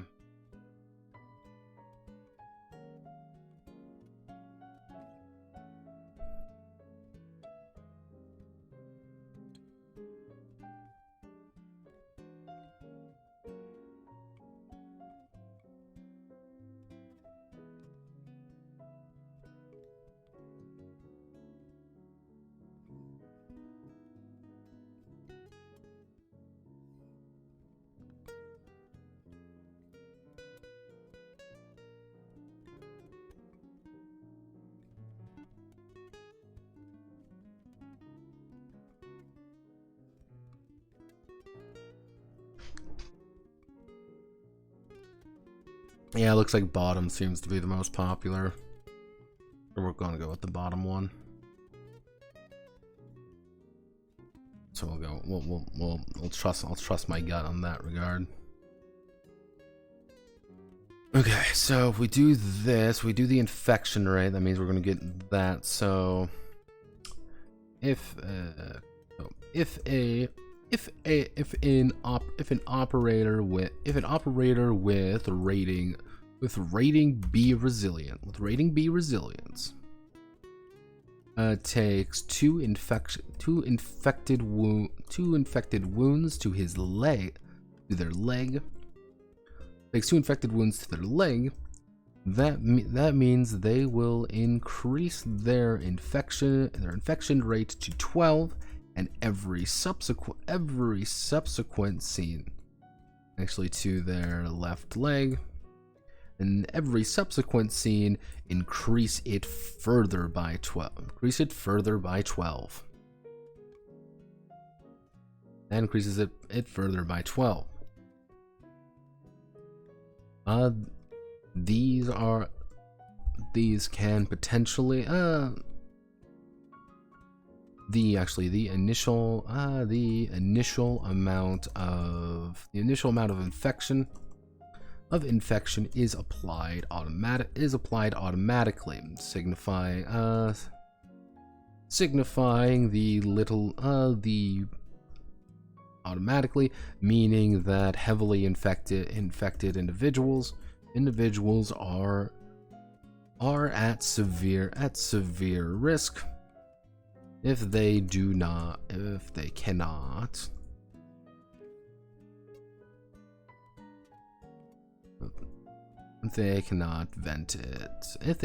vent it properly.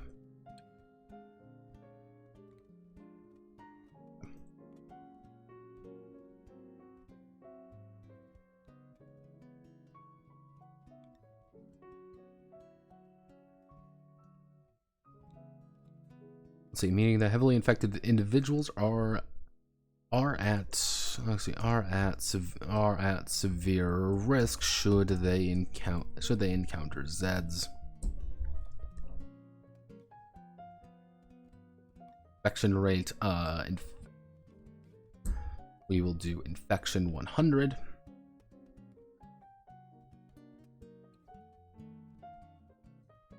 fully infected.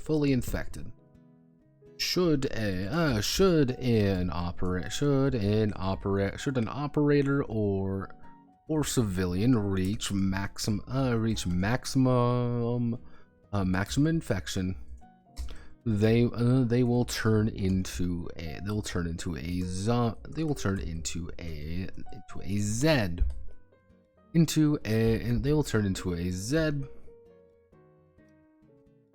If they are a civilian, they will turn into a member of the horde. Actually, they're a member of the horde. If they are an operator, there is a 50% chance. There is a 50% chance they will turn into a predator. They will turn into a predator of some variety.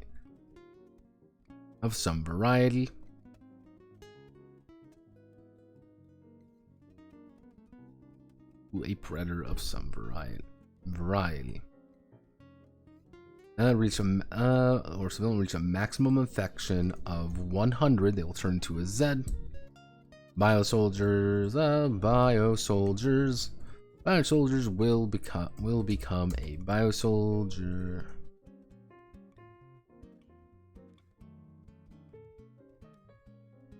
So we need to do removing infection.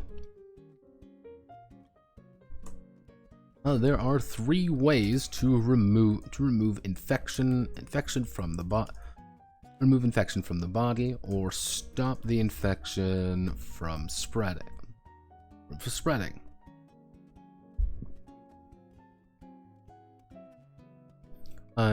Stop the infection from spreading, and the first option is amputation.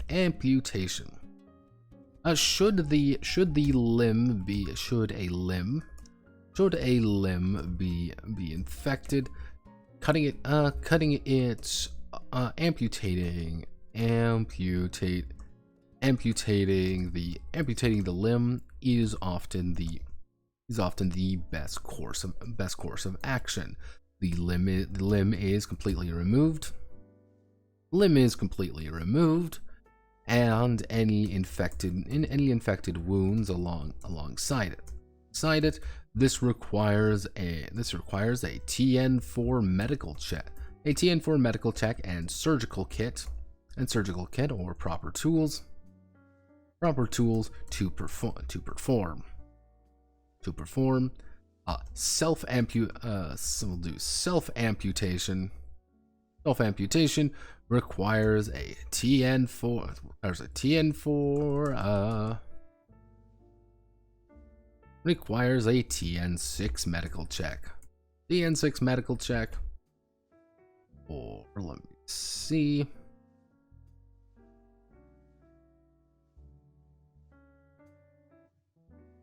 What's a good skill for it?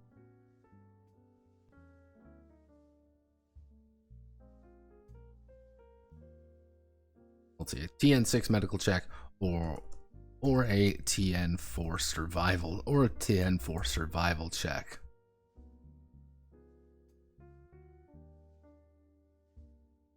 The second option is going to be actually, what would be infected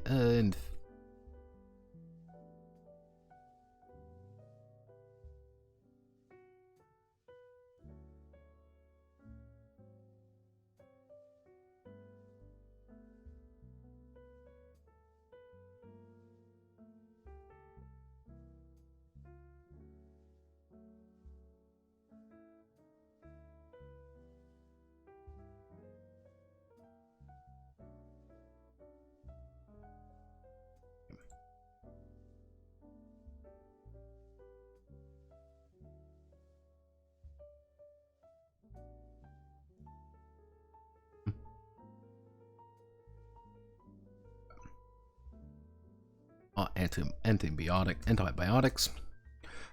In to stem the tide, the operator may consume heavy antibiotics. Heavy antibiotics, those found in a standard medical kit. Let's say may consume heavy antibiotics to mitigate the growth of the infection, but not remove the infected wounds. These require every scene requires the operator to consume the antibiotics.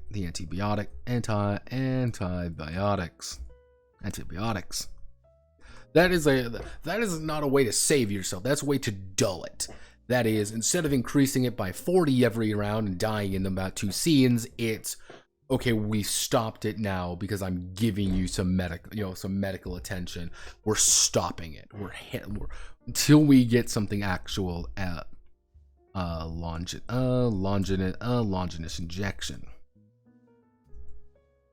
Each operator is provided with 3 shots of Longinus. 3 shots of footnote.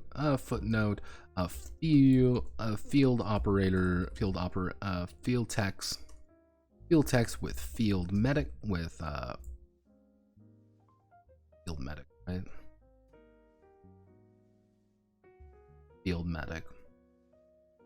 Field medic begin with 5.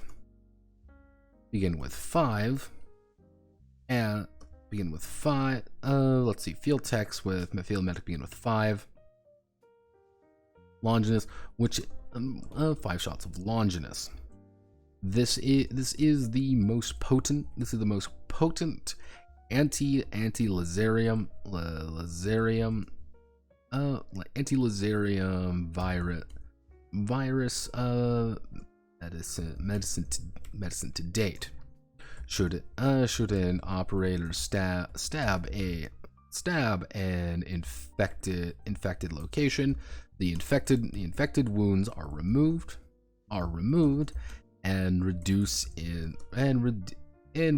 current infection rate by half. So yeah, it's one of those things like you can stab yourself with it. If you have 30 infection, you stab yourself, all your wounds on that particular limb are gone, and you reduce it to 15. Longinus is good. Longinus will save you. And reducing current infection rate by half.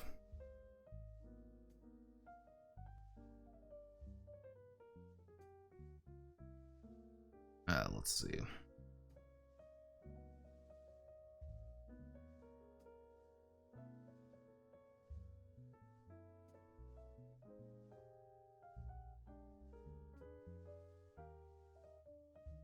Which also kind of leads to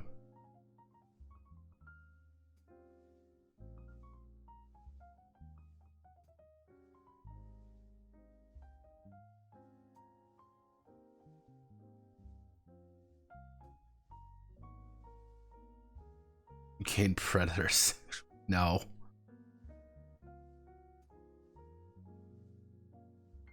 No, we can't make that joke. Bad ethical. Cannot make that joke. Launch this injection.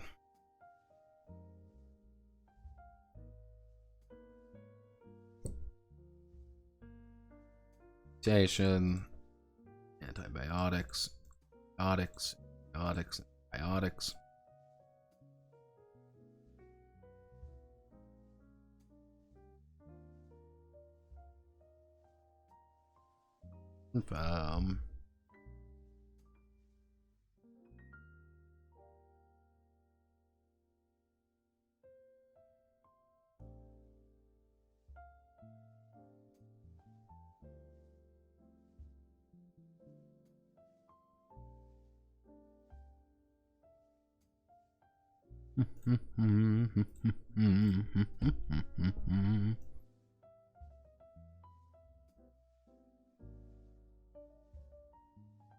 Yeah, so like That increases the field tech, field medic thing phenomenally, because they just start with a shit ton more of these, which is pretty good. I should also... I'm gonna actually put for smaller scale operations, i.e. two or three operators, increase the amount to 4 or 5. You don't need more. That's the idea. You don't want to use them. They're very valuable.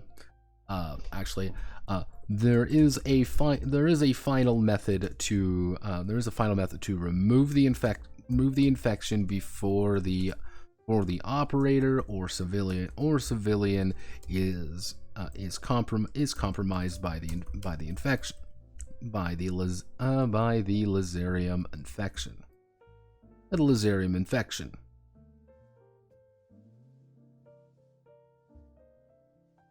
The final word.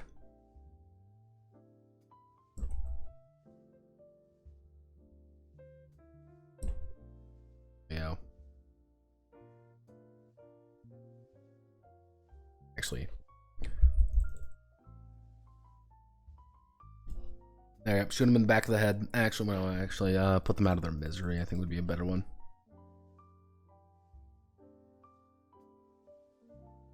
Yep, there we go.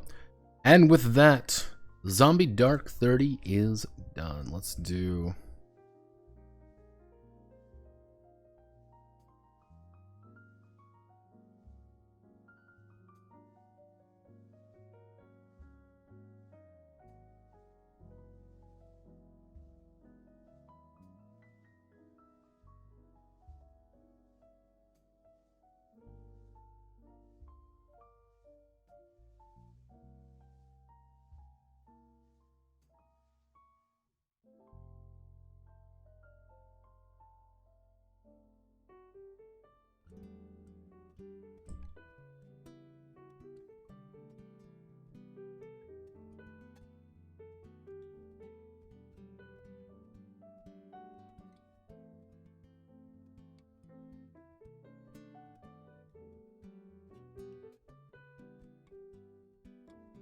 I have a feeling there's probably some smaller things. I'm like, what I'm gonna do probably after this,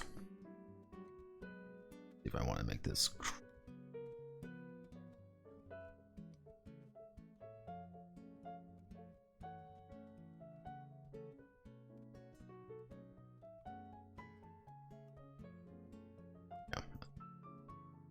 What I'm probably going to do, like, I obviously need to kind of go through here and kind of just double check, add some images, just to kind of break things up a little bit more.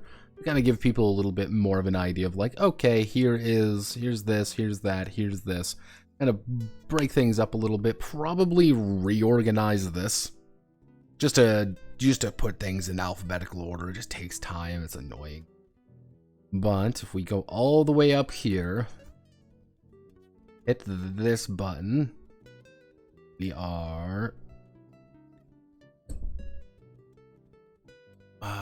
can probably do something like this, and then we put the preface. Do we put the preface here, or do we give preface the next page? I'm gonna say let's give preface the next page. Just keep this here. Probably maybe put like an image right here or something. But yeah, that's Zombie Dark 30. Zombie Dark 30. Zombie Dark 30. Do I need to?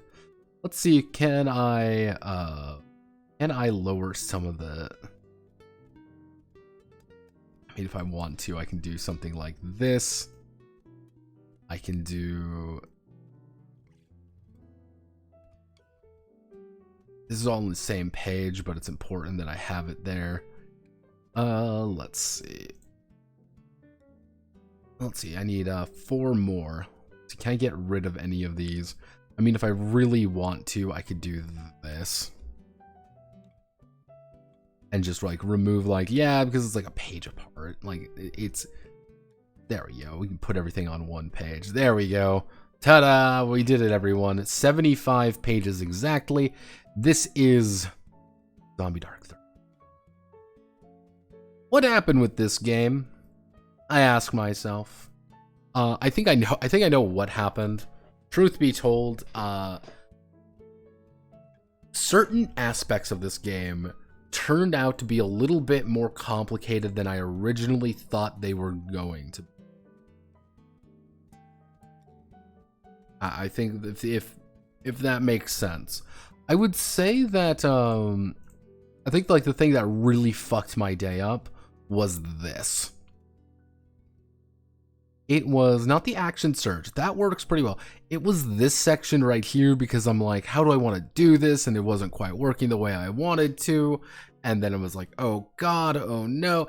Like the main issue was just like a combination of smaller factors that kind of built up to be like, you have to make this very certain thing to make sure everything else worked together. Because the map was a problem. Like, it just didn't want to work properly. And it's, I like, the main thing, like, the main issue really does boil down to, like, because it is a game about guns, but it's, the genre conventions of it want to do tactical stuff, but tactical stuff is actually really hard, especially when you do like how guns actually function, because guns do not work well on the table. And the issue is, Ethical, I believe, pointed it out very eloquently, where one of the major issues is that there are 1,000 small things about a gun which changes the nature of how it feels, how it fires, how good it's going to be. But of those thousands of factors, the basic concept of bullet leave gun enter person doesn't really change. And then you have to deal with like calibers. Then you have to start dealing with like body armors. There's 1,001 factors that go into the most basic of shit when it comes to guns. And it's hard to translate a lot of that to the table. And because it was hard to translate that to the table, it was either like, what do you make compromises on? What do you change? What don't you change? Do you choose to do this or do you choose to do that? That was like a thing that really hindered, I think, a lot of the movement of this game. And I think that was one of the major reasons why it slowed down as fast as it did. Was that, like, I would get on a roll, and then it would just be like this road bump that you just kind of, you sit and you look. I would say I had a lot of problems with this game. Not like hard problems. Like, once I got past it, it was just like a bunch of little things that just took time. And I would say this was the major issue that solved itself relatively easily. I'm hoping. The one thing that the two things that I am not in yet, and I don't know how to fix, and I don't think there's a good way to fix it yet. Ammunition. Ammo is a problem. Ammo is a problem, and also I need to add an image like right here. I need to add an image like right here. Ammunition is an issue simply because I don't want like minute counting, but I also didn't want to just do depletion die because I'm not a huge fan of depletion die in like a modern context, because it's the revolver conundrum. That's what I usually end up calling it, where a revolver has 6 shots. 1, 2, 3, 4, 5, 6. Done. However, with depletion die, there's a chance that if you roll well enough, you're going to end up rolling, you're going to end up rolling just fine to get 7 shots. Unless you put in factors for that particular gun, or you start putting in different factors elsewhere, and then there's bonuses, and then there's penalties. It's like, by the time you make all the exception cases, it's like, okay, why bother using the depletion die at this point? And I didn't want like strict bean counting either. And I think a lot of those little restrictions I put on myself kind of added up without me realizing. But yeah, everything here works. Hopefully. I believe I succeeded at everything he requested. Obviously, I'm going to send it to the commissioner. He can do some minor things, but this is going to be the final kind of like me going over things episode. He's going to go over things. He can review things. He might say, this is awful, please fix it. Or like, hey, this is amazing. Here's $1 billion and I'm secretly a Saudi oil prince or whatever. I don't fucking know. But yeah, that's it. Good job, everybody. We did it. So what's on the docket? Yeah, because we're done with one thing doesn't mean we're done. We gotta keep that Yoshikage grind set up. Tomorrow I did not commit to anything, I don't believe.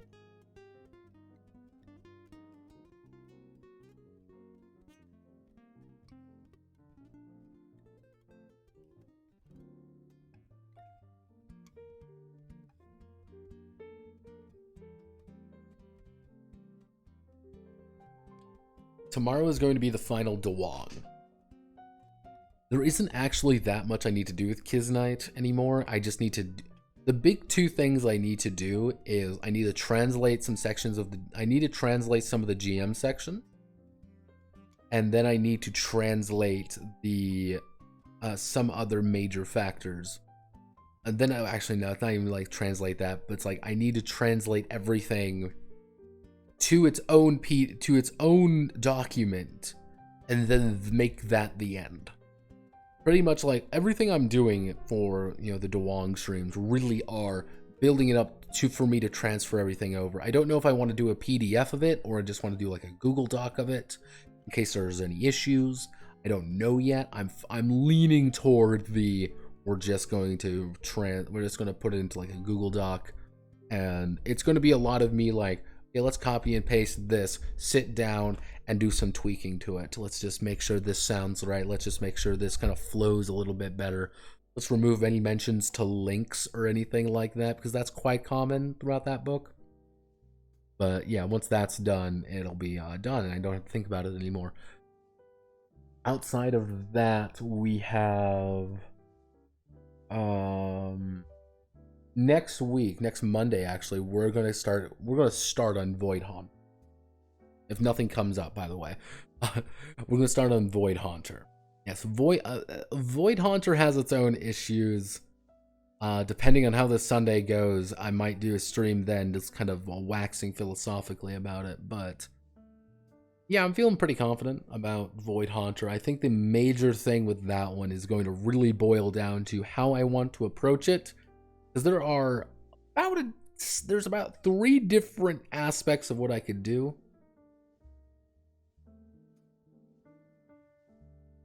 I'm going to allow it, however. Note what you're saying. I'm going, like, the thing is, like, most Japanese people have, like, I wouldn't say functional English, but, like, they kind of get it kind of thing. So what I'm hoping is what I'm going to do is I'm actually going to post it on the Kiznite server being like, hello, I am Notepad Anon. Hello, call me Memo-san. I translated your game. I think everything is right. I just wanted to have you know. And like because the thing is, like, I get like consistently like one guy from Japan to visit my site every now and again. I don't know if it's just somebody in Japan currently or if it's an actual Japanese person. I do not know, but it's like maybe that'll work, maybe not. I don't know yet. Yeah, no. The next major game is Void Haunter, which I'm hoping that tomorrow.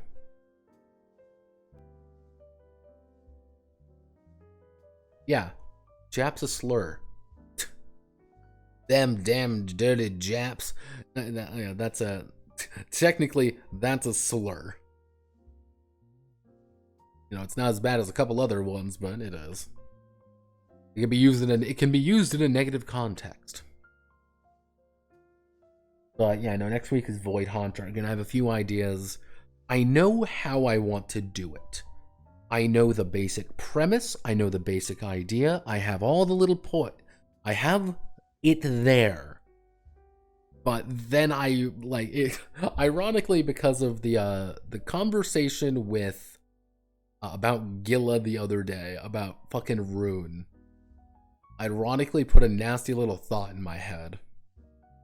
And I'm like, do I do this? And then me playing a lot more Star Sector has got me like, ooh, is my Space Hobo Simulator changing up? Oh no, oh no! Like I might have a different idea of how I want to do that game. So I might do like 2 days worth of in the workshop for it. You want to talk about Rune? I need Rune in my hands. I want as a PDF. I don't believe it's out as a PDF yet. If it is, I'm going to have to yell at Luca about it. But once it's in my hands kind of thing, I might go over it. Like, it's hard to talk about solo RPGs because it's like, yeah, you can play it, but it's like, yeah, it's just a solo RPG. I'm going to go over it and maybe talk about it. I should do a solo RPG a case, because solos are actually fascinating to me. I find them very interesting, but it's real, like a lot of discussion about it is usually drawn immediately to things like, oh, just play Ironsworn. That's a big one. So it's hard to kind of find some like a decent number of them. Like when Rune does come out, or I find a PDF of it at least, what it'll probably be the Ironsworn Rune, and I want like 2 more to kind of round out the case. They're out there, I know they are, I just don't know where to really look for them, and anytime I do find them, it's like, here's a solo journaling RPG, like, fuck you. Solo journaling RPGs are not games. Fuck you. Fuck you. Yeah, no, good job, team. We did it. We really were the zombie Dark 30. See, the best part is, I do know that for a fact tomorrow I'm going to post the list as well for the next helping of games. That's going to be the big thing. Patrons are going to get the first look at them. I'll probably post the other ones later in the afternoon. Get everyone talking. Tomorrow is going to be the day also where I confirm all the votes. So probably tomorrow morning, or if I get up early enough tomorrow, what I'll do is I'll put out like an at everyone being like, you haven't voted yet, vote now. Here's what we're going to be talking. Yeah, and this is going to be the list for next week. But the next round of voting will also go out. So bear that in mind. I think that'll be fun. Thank you all for watching. My name is Notepad Anon. Hope you have a wonderful rest of your night. Godspeed and good luck. I will see you all tomorrow for me poorly translating Japanese. Godspeed. Good luck.